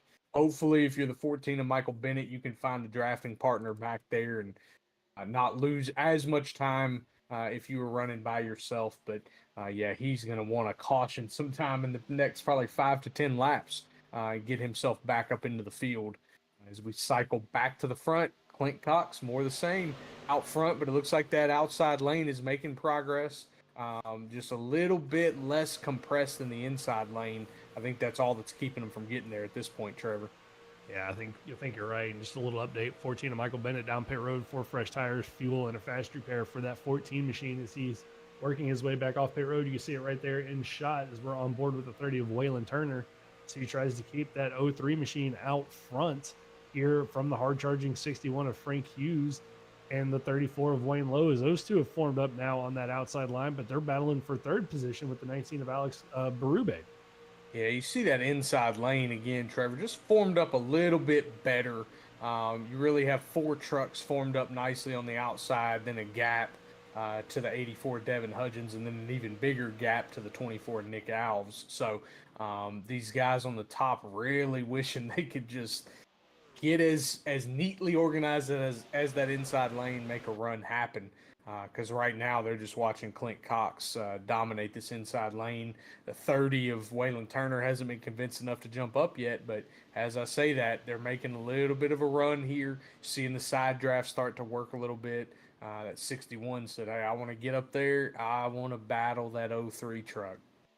A little bit of lap traffic. It's Michael Reed in the 99 or the 91 machine going another lap down here for himself as The lead pack gets through there, no issues. That's something that you kind of have to worry about from time to time at super speedway racing, is catching damaged vehicles and kind of where you catch them and how the field's running. But everybody able to get through there cleanly. Is that battle for second really heating up with Hughes and the 30 there of Turner side drafting each other pretty aggressively there through 3 and 4.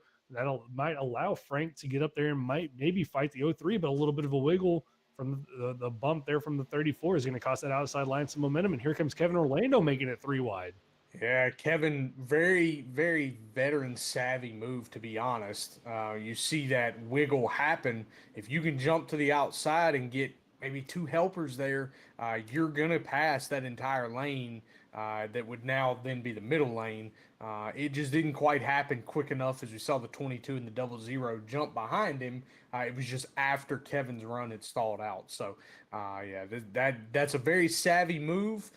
Just unfortunate that the trucks behind him didn't time that quite right. So now we'll see them. He's either going to have to settle back in line or they're going to kind of bog each other down trying to get back to the front. And we'll see if they can settle this back down. The 22 has a chance to drop down in front of the 17. Not going to take it. Kevin Orlando going to drop down there in front of the 17 of Jeff there as they head through 1 and 2. And looks like the 3 wide racing pretty much over and done with Travis Gilbert in the 22 machine that's going to work his way further on back, but finally get some drafting help as we go from 3 wide back to 2 wide racing from the front all the way to the back of the field. Yeah, the one thing it did do, Trevor, is it looks like it organized that outside lane significantly better. So now we see that 61 truck right back up now again, door to door with the 30. So he had gotten most of the way to the 03 truck. But yeah, you're starting to see it maybe organized just a hair better. I know racing with Kevin, you've raced with Kevin for quite a long time there in the 27. You want that guy to be in line back there. He's very good about organizing everything, getting a lane forward. Him jumping down there, he kind of got it back going in the right direction. 61 and the 30, though, really side drafting each other hard, trying to make this battle as interesting as they can. Yeah, it's where the side drafting, this is where it's going to start to come into play. 25 laps to go, and the pay window, as you've put it, Justice, is technically open for these guys. They could technically pit from here, make it to the end of the race. When will we see those green flag pit stops? That's going to be the question. Will we get green flag pit stops? Or when's the next caution going to be? But right now, that battle for third, still side by side, as the 30 of Turner's really been able to keep Clint Cox out there in clean air and been able to kind of control with the side draft here, that third place truck on the outside line, the 61 of Frank Hughes. Yeah, you talk about the green flag stops there, Trevor, and when they're going to be coming. I think this is one of those things, being the first race in this series, right? First super speedway race in particular. You're still trying to feel out how's this going to go. Right now, you're trying to figure out who's going to wreck. Is there going to be a yellow? Am I going to get kind of caught off guard by this? I know in the Cup Series as time went on, as we see a wreck behind, as we're talking about it, Trevor, still no yellows. They stay green, Trevor, as they're rolling straight. Dylan Picklesheimer off track, blown engine. I think this is going to stay green, so we're going to be able to stay on the topic of the green flag pit stops. What we've seen develop in the Cup Series over time, Trevor, is the winning strategy most of the time is to be the first group down pit road, not the second group. However, when you're this early into the league, like I said, first race, first super speedway, you're trying to figure out if that's actually going to be the case or if there's going to always be an untimely caution. So, yeah, I think right now playing it by ear, I think what you're going to see is a lot of the guys that are comfortable around each other are going to be more willing to take that risk, hoping that it does what it normally does in races there around each other. Yeah, I think you're right. You typically want to be in the next gen cars, the first group down pit road, get that clean air. 4 cars tend to work better together than a whole pack of cars. But with the trucks here, like we just saw, that could have been a caution. That could have changed everything up. But pit stops underway. First group of down pit road. 1 truck into the inside wall with a little bit too much rear brake bias. Not quite sure who that was, but it looks like maybe the 54 there of Caleb Gilbert into the inside wall. But our first group of pit stops underway here. Yeah, this is where you really want to get a nice clean entry. You're telling everybody you're pitting with, if you're in a chat together, you're saying, hey, clean entry.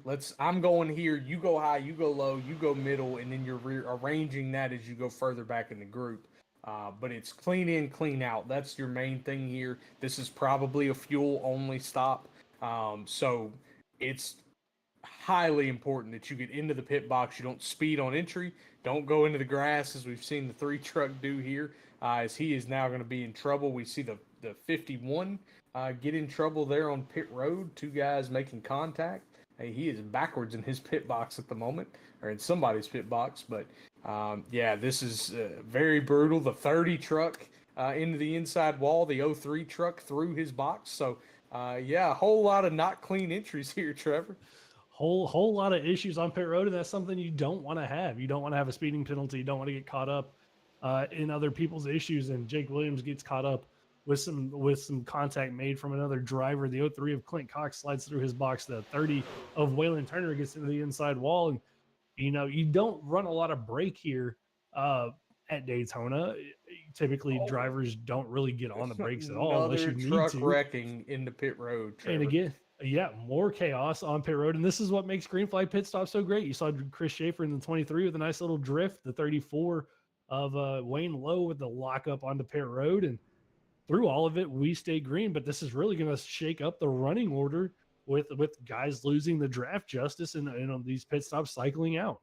Yeah, I'm going to tell you, benefits the most is whoever got in clean and out of their box clean, and who else with them got in and out clean. If you maybe have 4 guys that got in and out clean here, they may take the lead, and they may be who ends up winning this race. Because we saw the guy who dominated the race in Clint Cox, even he himself did not get in cleanly, and right now he is by himself trying to latch on to the back of a pack. So you're kind of seeing that play out, where it's very important to execute in these races, and this is where a lot of these guys are going to learn the hard way that green flag pit stops are the most important parts of these races.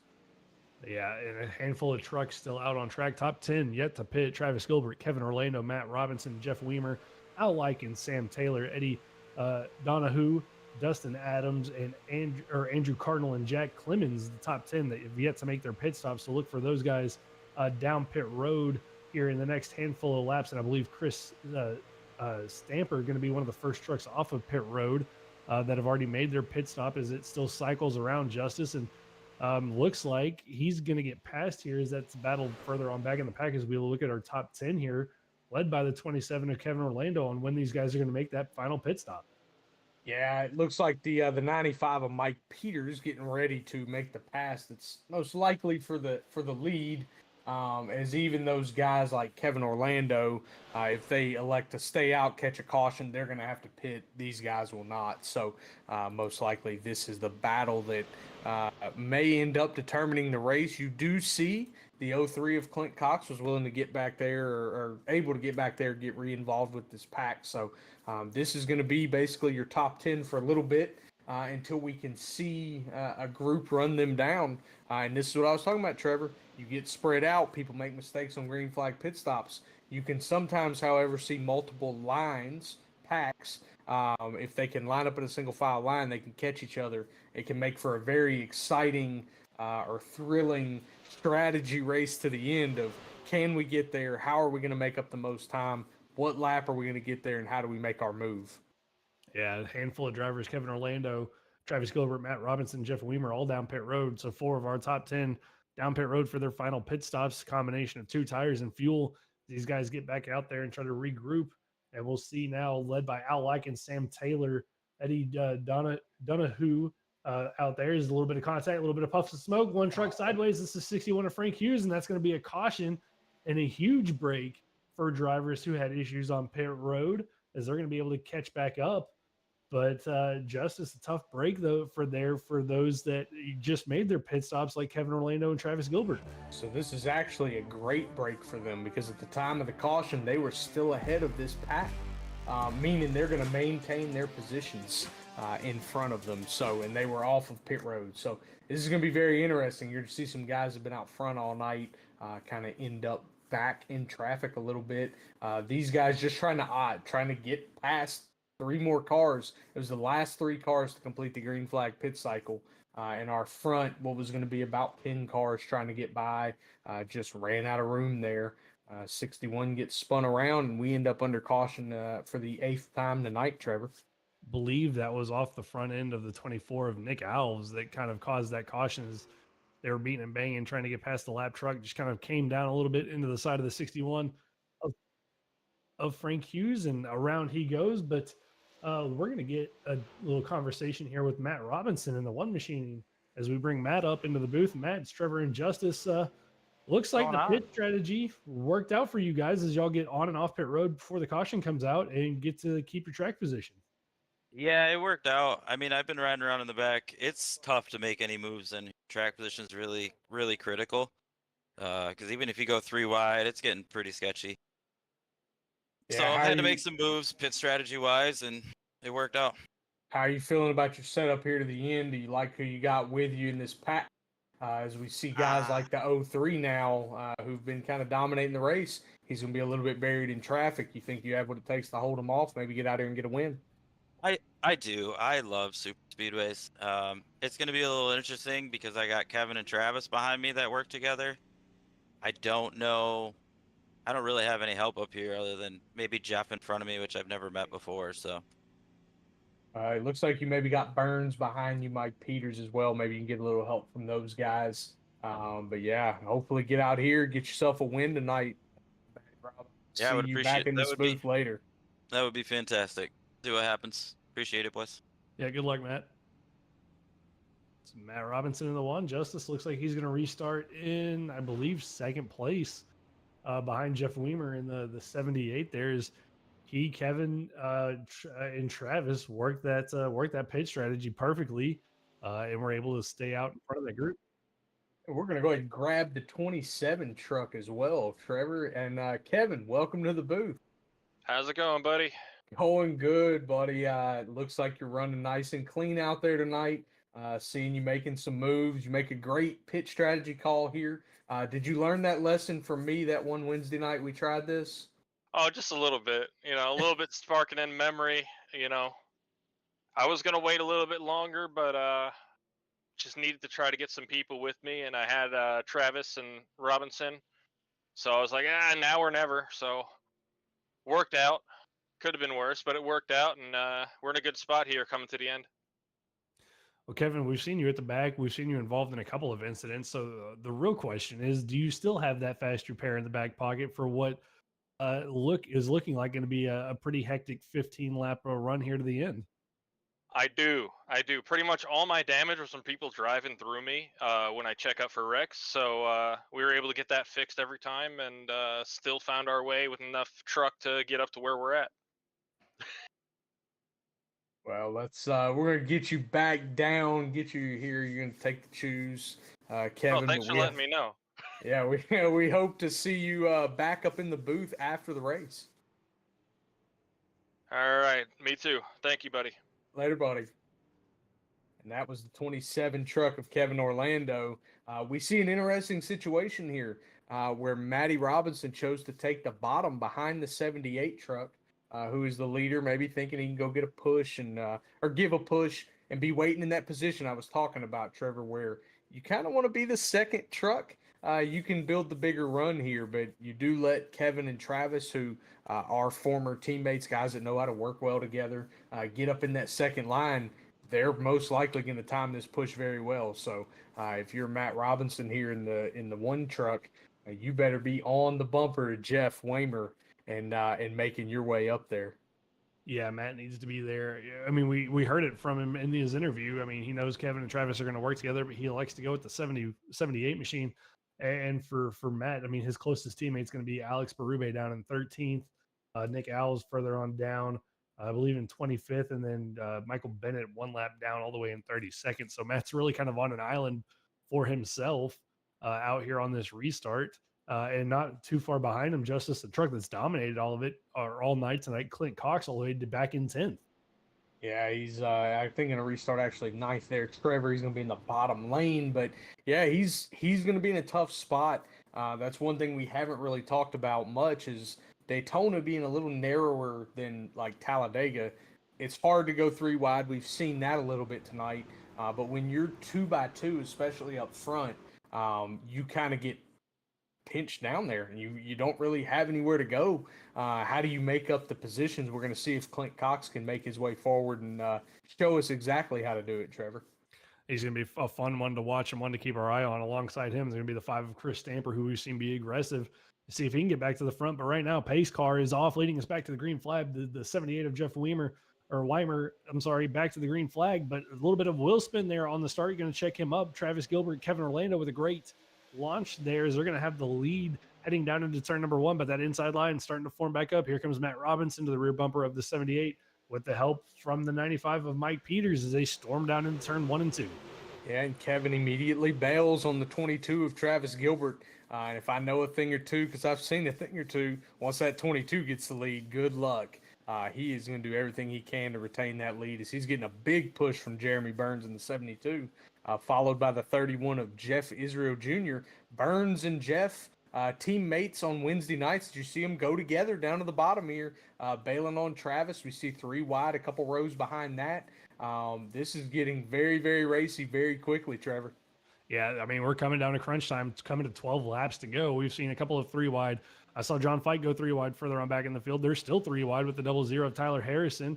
I believe it was the 95 of Mike Peters that went 3 wide, trying to work his way up through the field. But this is where you got to start making these runs, getting up to the front of the field.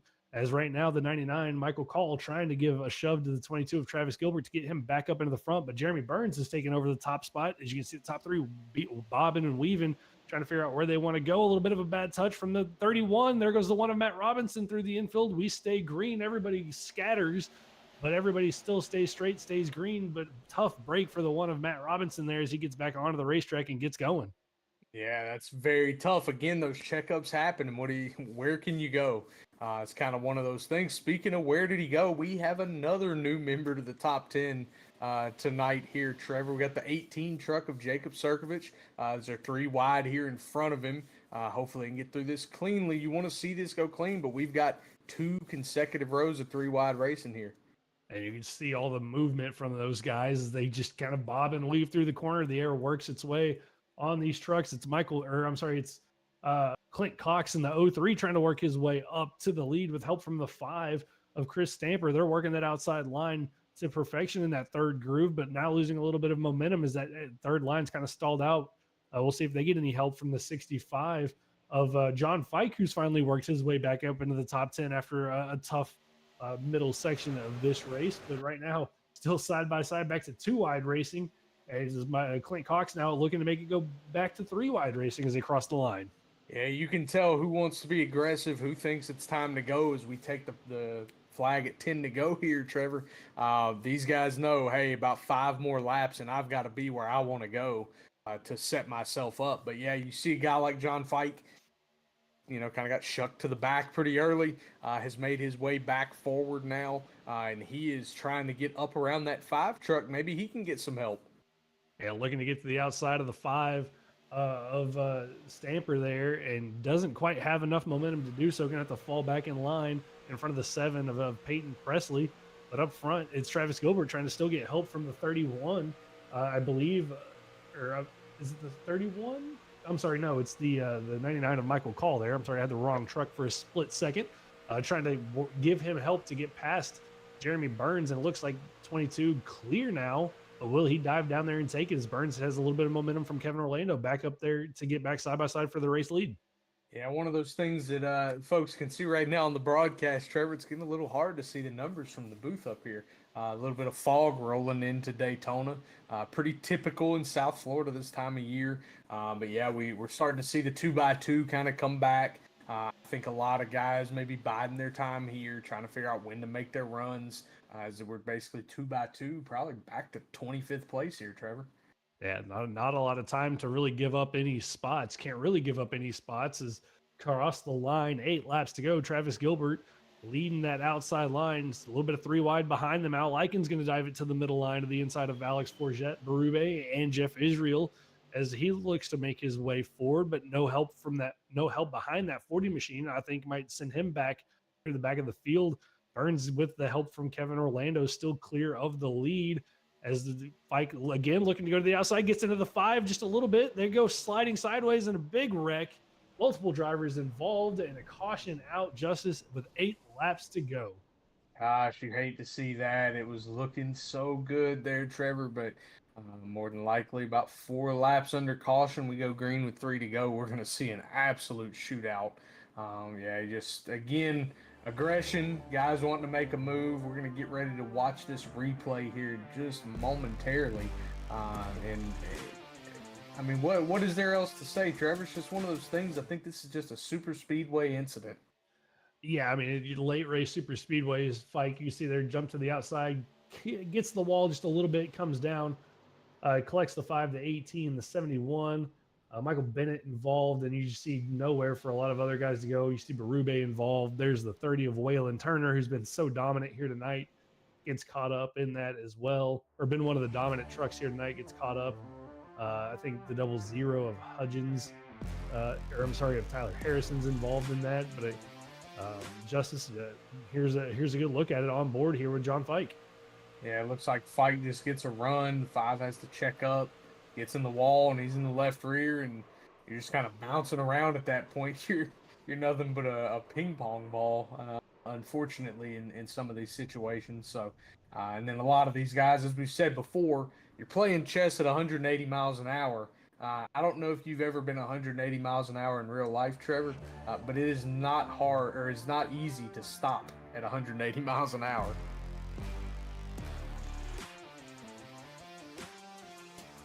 I believe we may have lost audio from Trevor here. You know, it helps if you unmute your microphone when you're trying to talk to people. No, so I've done the driving experience as a passenger, and so I've only done about 160 and didn't have to stop the thing. So I can only imagine what it's like at 180 when you're 3 inches off the truck in front of you. As we get a look here from Alex Berube, and just trying to find the way to go through it, and that gap just closes up as everybody spins in front of you, and then he gets spun down in front of the rest of the field. Yeah, just nowhere to go. I mean, it's so brutal here. You can do everything right, position yourself right, and then you're involved. And it's the toughest thing. You have to sit and look yourself in the mirror and go, hey, I couldn't have done anything better than what I did. Yeah, it's a tough break, but quick top 15 here rundown. Jeremy Burns, Kevin Orlando, Travis Gilbert, Jeff Weimer, Michael Call, Clint Cox, Mike Peters, Caleb Gilbert, Al Likens, Scott Negus. The top 10 with Nick Alves, Chris Schaefer, Jacob Sirkovich, Tyler Harrison, and Matthew Robinson after his little spin, I think, back up into the top 15 after some drivers pit. And that might change as more drivers make their pit stops here to get some damage repaired to set us up for this green-white checkered or potential green-white checkered. But I think, Justice, we're going to get Jeremy Burns up in the booth here. Jeremy Burns, Trevor, and Justice up in the booth. How you doing? Oh, we're vibing out here. It's got a clear windshield for once. I'm about to Best say, windshield of the night, huh? Oh, yeah. well, Jeremy, I mean, you've been kind of in that top 10, top 15 all race long, but now up there in the clean air. I mean, what's it been like? You got a mix of guys that you've raced with before on Wednesdays and a mix of new guys, but what's been the overall experience throughout the night tonight? I mean, it's just been a blast. You know, the first race of a new league, and we get 40 cars and some people that have to go home. So can't say it enough about all the drivers that came out, all admins, and everything that they've done to make this work. I've had a blast tonight, representing Longwood on the hood, and just hopefully we can get a win for the number 72 Chevy Silverado. Come to the choose here, get yourself a good lane, but when you're lining up here, did you want Kevin to be that pusher back behind you, or were you looking to have somebody else? I think Kevin and I have a lot of good chemistry. You know, we go back to the Cup Series and we've worked together a lot, especially just OMT and Element X work together on the Cup side. So we've been working a lot together this season. So would like to have a teammate up here. I think Kale's back there in like 8th or something, but other than that, we don't really have much help. But at the end of the day, see who we can work with. I've given a couple breaks to guys, so hopefully they help come to the end here, but I have a feeling it's going to be all take, no give. Burns, I think you're spot on there, but we're going to let you get back to your team chat and get ready for this final 4-lap shootout here. Yes, sir, guys. Appreciate it. Sounds confident, Justice. Yeah, he's a super confident kid, and a lot of credit sometimes not given to him is how humble of a kid he is too. It's weird calling him a kid when he's 20, and I feel like an old man racing around him. But yeah, he's a good kid, very good driver, very easy to drive around. You kind of know what you're getting. I think of him in a lot of ways like Kyle Busch, very, very fair. Gonna race you very fair, gonna race you very clean, but he's gonna go be cutthroat to beat you and do it every way he can without hitting you, without wrecking you. So I would expect more of the same here.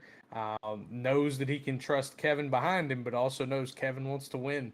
Kevin is very hungry for a win. That 22 is hungry for the win, and of course that 03 is lurking in that third row on the outside. The guy that has led 56 laps tonight, I promise you, he wants to get up there and win. The man who's led more than half the race back there in the sixth place position. We'll see if Clint Cox can get back up there. Other new faces, Scott Negus inside the top 10 for, I believe, the second time tonight. Caleb Gilbert back up there after a couple of spins. But here we go. Pace car is off, coming to green. 4 laps to go. There we go. Jeremy Burns going to lead us back to the green flag. He gets a shot from the 27 of Kevin Orlando. Travis Gilbert gets a shot from Michael Call. And already big move from the 03 of Clint Cox as he jumps to the inside line to be that third truck on the bottom. Yeah, he falls in there, and then he's going to jump back to the outside. You just got to go where the momentum takes you at this point. Wherever's making the most speed, that's where you need to be, and that's what he's trying to do. As we see the 95 of Mike Peters jump to the inside. These guys trying to line up some kind of really good finish. See a little bit of bobbling and gaming here going on, but I think we're about to line up something really special right here, Trevor. We'll see what happens. Call with a little bit of a wiggle after a push from Clint Cox. Right now, Jeremy Burns, Kevin Orlando leads that inside line. Everybody trying to form up, figure out where they want to go. Not a lot of help on that outside line. The 78 of Jeff Weimer up to third position here as he tries to work and find a way to go. Had a chance to go up to the outside line, but here come the 3 trucks on the outside. They finally got hooked up with one another. No 4th truck up there needed as they start to motor into turn number 1. Yeah, you see a little split going on. I think you got some damaged trucks from that last wreck, maybe holding some things up. But yeah, a little bit of a split, and maybe some guys laying off thinking, I can lay back here. They're going to wreck each other, and I'm going to sneak in here and get a top 5, top 6, something like that. But yeah, these guys really pushing hard as we're 2 abreast, 3 rows back here as we get a caution for, I believe, an event here in the back, Trevor. Yeah, something happened further on in the back as we were watching the battle up front. We got 1 truck sideways there on the back straightaway.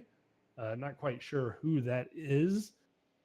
Waylon Turner, I'm getting told, Justice in the 30 machine. So a night that was going so good for the 30. Last couple of cautions been caught up in it. A night that was looking so promising goes downhill for Waylon Turner as we get a look back and see what happened to that 30 machine here down the back straightaway. Looks like trying to go 3 wide and just runs out of room. Yeah, it looks similar to what we saw in the Cup Series at Coda. You know, you got a guy squeezed in the middle, 2 guys want to be there, and next thing you know, you're the unlucky squeezed duck there.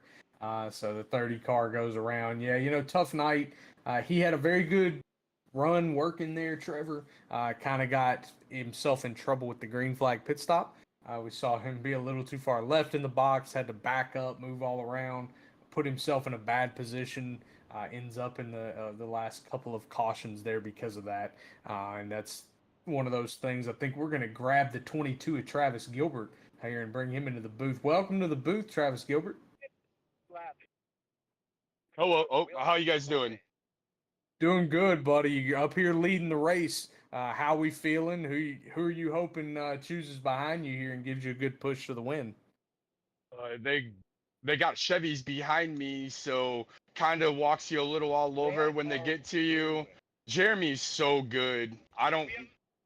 Michael, Kevin, obviously any of the regular Racing Revolution guys that I run with in the Cup Series, I'd much rather work with them. So pretty much them guys. I whoever goes with me on the high side here, that's pretty much where I'm gonna be going. So I think that's where I got to be to win this race, and that's what I'm willing to do. Win or lose, high side, high. What's that? High, wide, and handsome.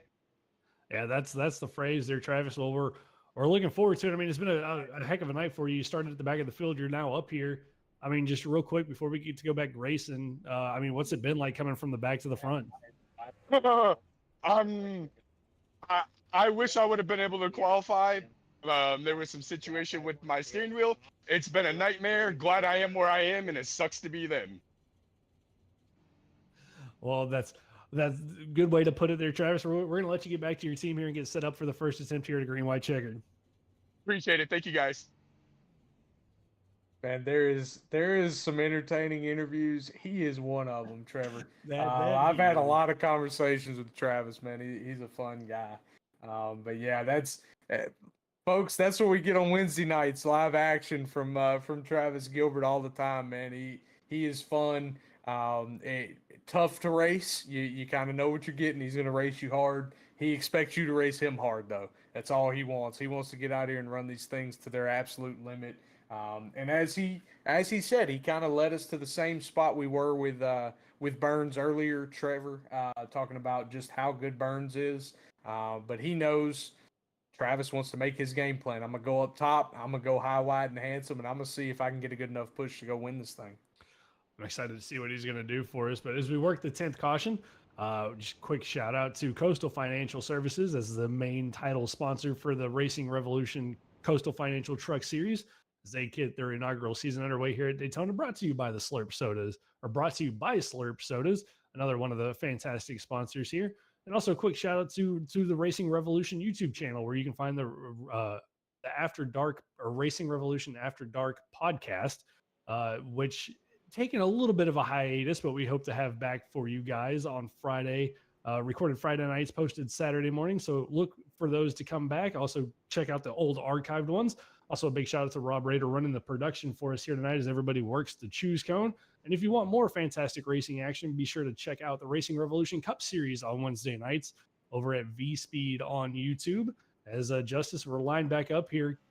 Travis Gilbert electing to go in front of Jeremy Burns on that outside line with Kevin Orlando and Clint Cox on the inside. Yeah, he went high, and then you saw the next two guys behind him take the high side, and Burns and Michael Call. I don't know if I was one of those four guys that I would have been willing to give Clint Cox an extra row and see just what he can do. We've seen what he could do all night. But these guys have not really been up there a ton. So it looks like 55 taking the EOL here, perhaps, or perhaps not. He's pulling back in line. I did see a couple guys there, Trevor, that if they didn't hit the choose cone, man, they were close. So yeah, we'll see what can happen. I think we're gonna see a really exciting one as we're getting our green white checkered. We got 2 attempts at this, Trevor, so they better get one of them in cleanly. We don't want to see this under yellow. No, we don't want to see this end under yellow, and potentially, I don't know, the fuel mileage. Maybe if this goes 2 attempts, some of these guys on their pit cycles, if they haven't saved enough fuel, this could get close if we go 2 attempts at a green white checkered. Justice, so that might be something they have to watch out for as well. I've been burned by that auto fuel feature a time or two on some green white checkers, Trevor. Yeah, a couple of these guys maybe getting close there, but we shall see. I think you could have saved enough under the last couple cautions. They should get there as this pace car gets ready to pull off and release these horses down this next short shoot, Trevor. Here we go. Everybody on your feet. First attempt at a green white checkered underway. Travis Gilbert with a great jump over the 72 of Jeremy Burns. Really no help on the inside line for Kevin Orlando as Clint Cox with a terrible restart is going to allow those two to have a huge run into 1 and 2. But as I say that, now that inside line formed up with help from the 78, they're going to get formed up first. But Kevin Orlando now jumps to the outside in front of the 99 of Michael Call. A big move from Kevin as they head out of turn number 2. Yeah, now blocking in that 03 a little bit, and we got him wrecking in the back here. Hudgens around, it looks like off the nose of another truck. And Clint Cox just steadily working his way forward here up front. He goes from 5th to 3rd. He's probably the big winner on that restart there, Trevor. Yeah, Hudgens involved with the 39 or 34 of Wayne Lowe, the 39. Also involved in a couple more, but Clint Cox, the biggest winner out of all that. I'll tell you who really got saved out of that was Jeremy Burns, as he was all crossed up out of turn number 2 and was able to hang on to it. We had a late look into what happened there, but you saw the 34 of Wayne Lowe into the outside wall. Somebody took a hard hit to the inside wall there. Not quite sure who that was, but I saw Peyton Presley also sideways at one point, Justice. But one more attempt to get this race finished under green. Yeah, there's nothing I want to see more than these boys get a nice little photo finish to the end, Trevor. That's what you come to Daytona to see, but I think they're going to get this figured out. But yeah, I think you're right. Burns, ultimately probably the biggest winner because he was absolutely sideways, getting ready to fall probably to 15th place. As we're getting lined up to take another look at this here, Trevor, we're going to go on board with 39 of Dominic Hughes. Yeah, Hughes here, you see the smoke in front of him and then just kind of gets into Michael Bennett and gets checked up, run over from behind by Wayne Lowe. And I mean, there's really nothing you can do as a driver in either situation if you're Dominique or if you're Wayne. I mean, that just happens so quick. There's no time to react. And unfortunately, both drivers take a hard impact. Dominic Hughes calling it a night here tonight for the 39. Also, the 84, Devin Hudgens, going to call it a night. So we have two more casualties here. As it looks like Justice 28 cars, 20, or 28 trucks, I'm sorry, on the lead lap, maybe 27. Michael Bennett, I'm showing he scored one lap down, but potentially on the lead lap, just depending on where he cycles out. Yeah, this has been a pretty good night. That's what you normally see at these big racetracks. A lot of cars finishing on the lead lap. That's why it's so imperative that when you're out here, you don't make crazy mistakes from, say, 8th place on the last lap. You're probably not going to get the win unless you just survive a wreck up front. So don't make any crazy moves because an 8th place finish is pretty good when you could finish 28th if you get wrecked. Yeah, don't want to give up spots if you don't have to. If you can survive what is typically a melee in turn 3 at a super speedway on the last lap, you can come out pretty well. But we'll wait and see if we get to that point. Is I gotta say the weather here, iRacing a couple of patches ago introduced the rain system and everything into iRacing, and all tracks have that option. But some fog rolling in here, Justice, as it looks like some light fog into the racetrack here for the last looks like we've been dealing with it for the last 20 laps or so. Yeah, I've had to turn the defrosters on my binoculars there, Trevor. It's getting pretty hard to see them on the back straight, but yeah, this is again a great implementation by iRacing, getting in the Tempest weather system, and you see things like this happen. Although it can't rain yet on the oval version of this track, it can rain when you're running the road course version. But you can see some other weather effects, very dynamic weather. We saw it, I think, when we raced Vegas a few weeks back.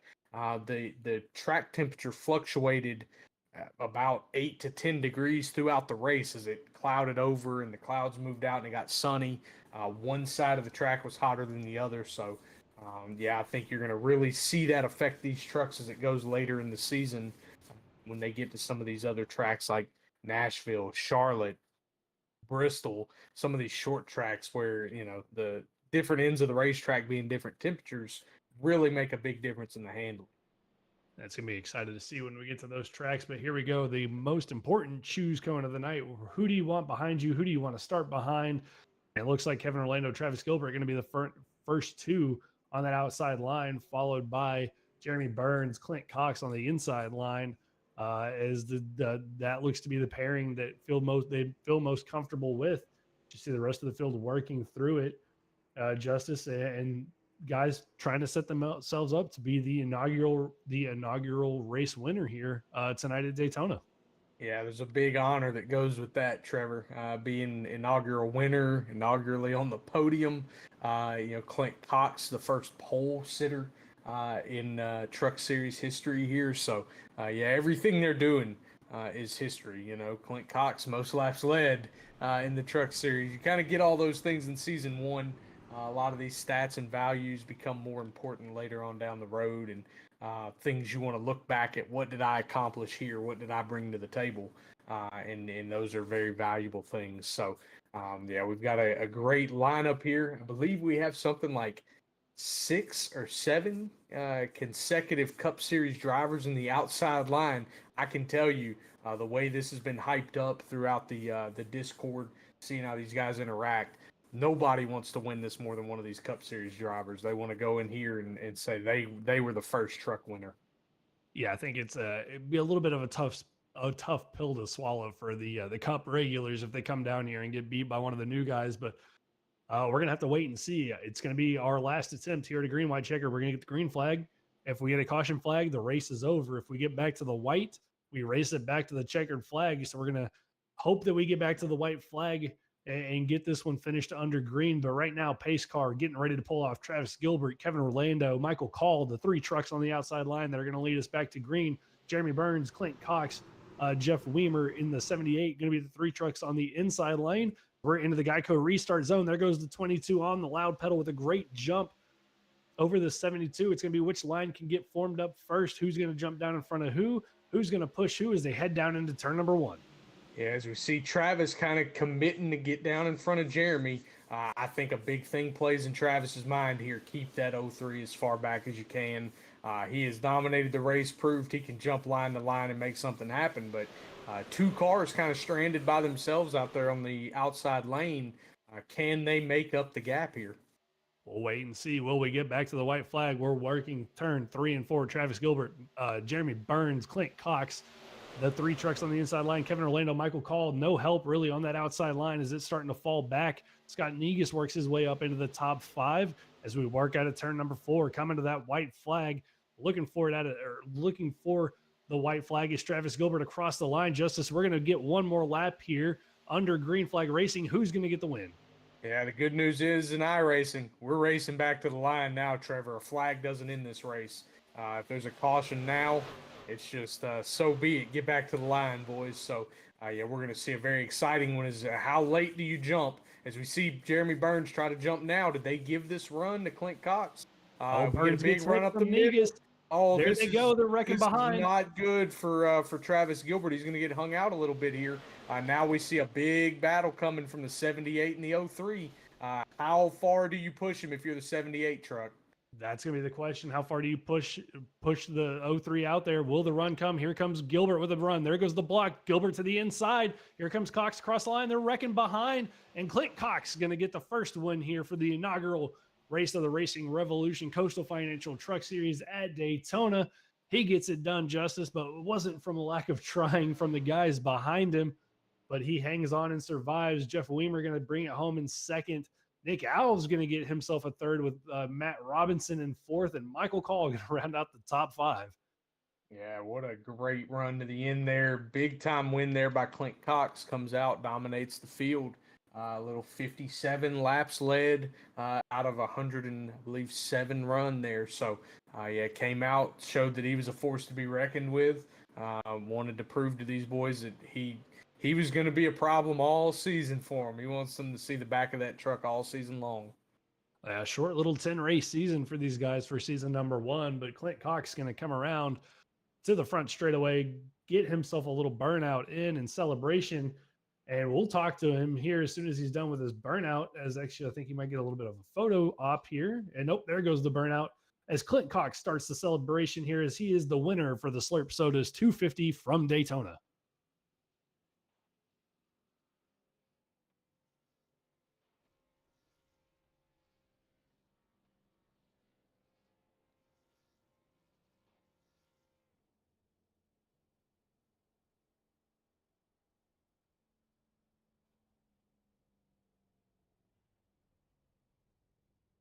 Are we ready? Oh. And looks like Clint's burned it down, but let's talk to our winner here, Justice, at the start finish line.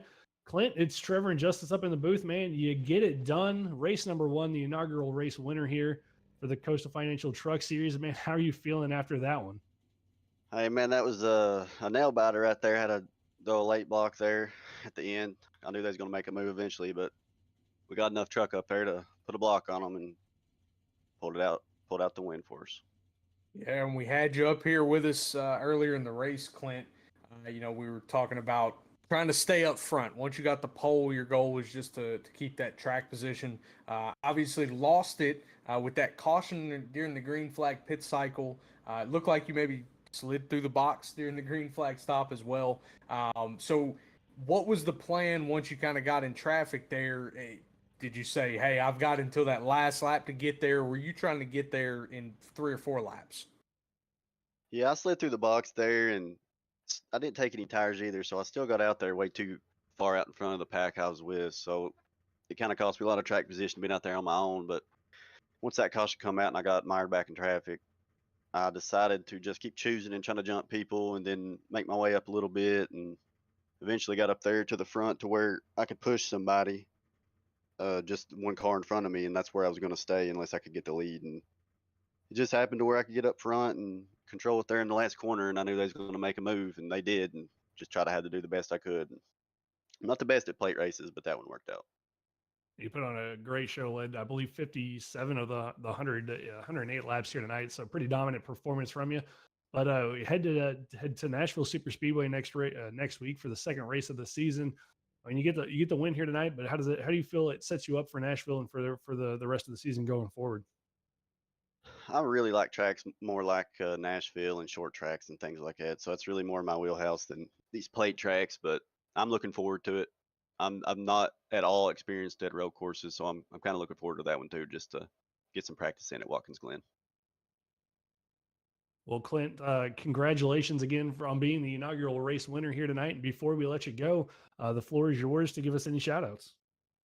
Yeah, I'd like to thank Team 606 iRacing. I had some boys in here racing with me, helped me a little bit. Bobcat Dairy Bar, Judge Garage, just all my friends that helped me out and race with us. Have a good time.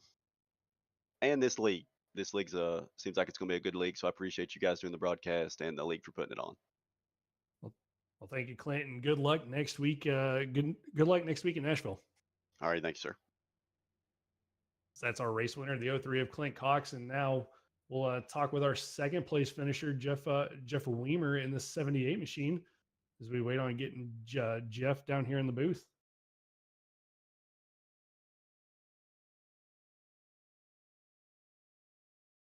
And Jeff, we got you in the booth here. Do you have us loud and clear, buddy? Yes, sir. All right. Well, nice little second place finish. Coming up from 31st there to start the race. Looked like you maybe had a shot there in 3 and 4. The wreck may have held up some momentum you could have built. Do you think you had anything for him right there coming to the line, if not for the late block? Gosh, not really. I mean, those were perfect blocks. Like I can't be mad at that. So I guess if I had someone else behind me, maybe, but they were perfect blocks. So not much I could do there. I mean, Jeff, you started back in the back, you worked your way up. I mean, what was it like coming through the field with a mix of guys that you probably haven't raced with before, with it being a new league? I mean, what was your experience here tonight at Daytona for the first race? A little stressful getting through the pack. I mean, it was a lot of back and forth, and then we ended up being there, towards the end. And luckily I had enough gas to finish her off. I knew it was a good idea to add 2 extra laps last pit. Well, Jeff, we go to Nashville next week. I mean, how are you feeling about Nashville and the rest of the schedule as a whole? It's a quick little short 10 race season 1 here. Yeah, no, Nashville should be good. It's not my best mile and a half track, but it is a fun one. So, I just got to stay clean and off the wall, and maybe we get a top 10. That's all I'm hoping for. Well, there you go. Well, Jeff, congratulations on the second place finish. And before we let you go, I mean, give us any shout outs if you got them. Yeah, I'd like to thank Big Boy Racing, my team with Raphael and Wolfgang, who couldn't be here tonight. And yeah, hopefully we can finish top 10, all 3 of us one of these times. Well, hopefully so. We look forward to seeing what you and your team can do for us next week at Nashville. Thank you. Thank you. That was our third place finisher there, as we'll get our third place finisher, the 24 of Nick Alves. Nick, it's the boys in the booth. What's going on?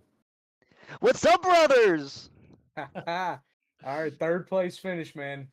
Tell us about it. We want to hear it all from your perspective. Heard a little bit of it in the mid race interview, but what did you feel like the truck was coming there to the end? I saw you make a move. You kind of stabbed it forward, got about 7 spots there in the last lap and a half.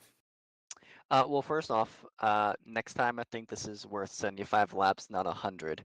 But other than that, I feel like an idiot causing. I'm pretty sure I'm the one that caused the caution when were cycling through pit stops and we were 3 wide on the outside. I got into the wall a little bit and came off and tagged the guy. So apologize for that. Whoever was in that wreck, hopefully everyone had their fast repairs they could still use. But yeah,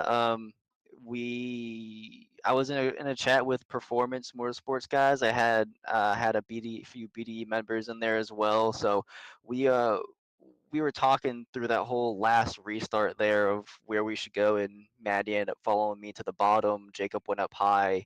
And luck behold, me and Maddie he was like, I'm gonna follow you like he always has. Um, throughout the season, and unlike in the Cup Series, it worked in the truck. So thanks for Maddie for staying with me and not turning me like a few other guys would have done. Well, Nick, you being one of the leaders here of the truck series and getting it off the ground, I mean, first race through the books, you get a top three. You're the main sponsor of it as well. I mean, how you feeling after the race as a whole and just kind of the whole package that was put out there tonight and for the season going forward?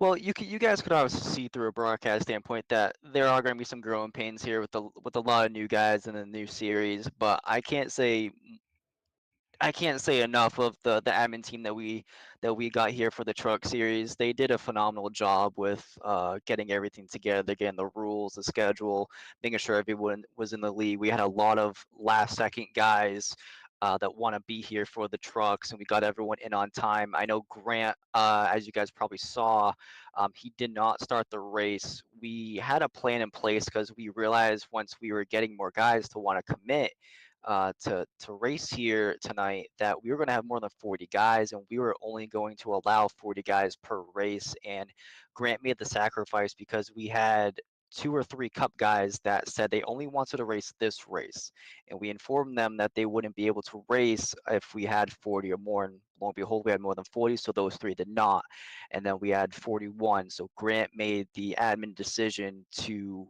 not race and let everyone else race. So thank you to Grant for allowing everyone else to race and not having to kick one more person out. I can't say enough about all the drivers in here. We had a 40 car field to start the race off on the very first season, the very first race. So that's great, and I can't say enough about you guys. I know how hard you guys work. People might not know from outside looking in, but you 3 with Robert, Justice, and Trevor, you guys did a phenomenal job getting Revo Network off the ground. And I know you guys already started broadcasting another series, but you guys have been doing a great job of your own getting this kickstarted as well, not only because trucks and you guys are doing this basically at the same time. So it's a great mesh quote unquote marriage, I would say, with all of us working together since we're all from Racing Revolution. But you guys did a phenomenal job. I can't wait to go back and watch that and see all the highlights and my stupidity on that one caution. But yeah, other than that, I can't say enough about the league as a whole. Well, thanks, Nick, for the kind words, and we appreciate you, you and the admin team out there putting it together for us and giving us a chance to come out and broadcast it. But Nashville next week for the second race of your quick little 10 race series. Give us quick little thoughts on that, and then give us your shout outs for the night. Nashville should be a lot of fun. It's technically another super speedway in the name, not on the track itself, but with the trucks, it feels like it could be a super speedway, just lifting a little bit. So it should be a lot of fun.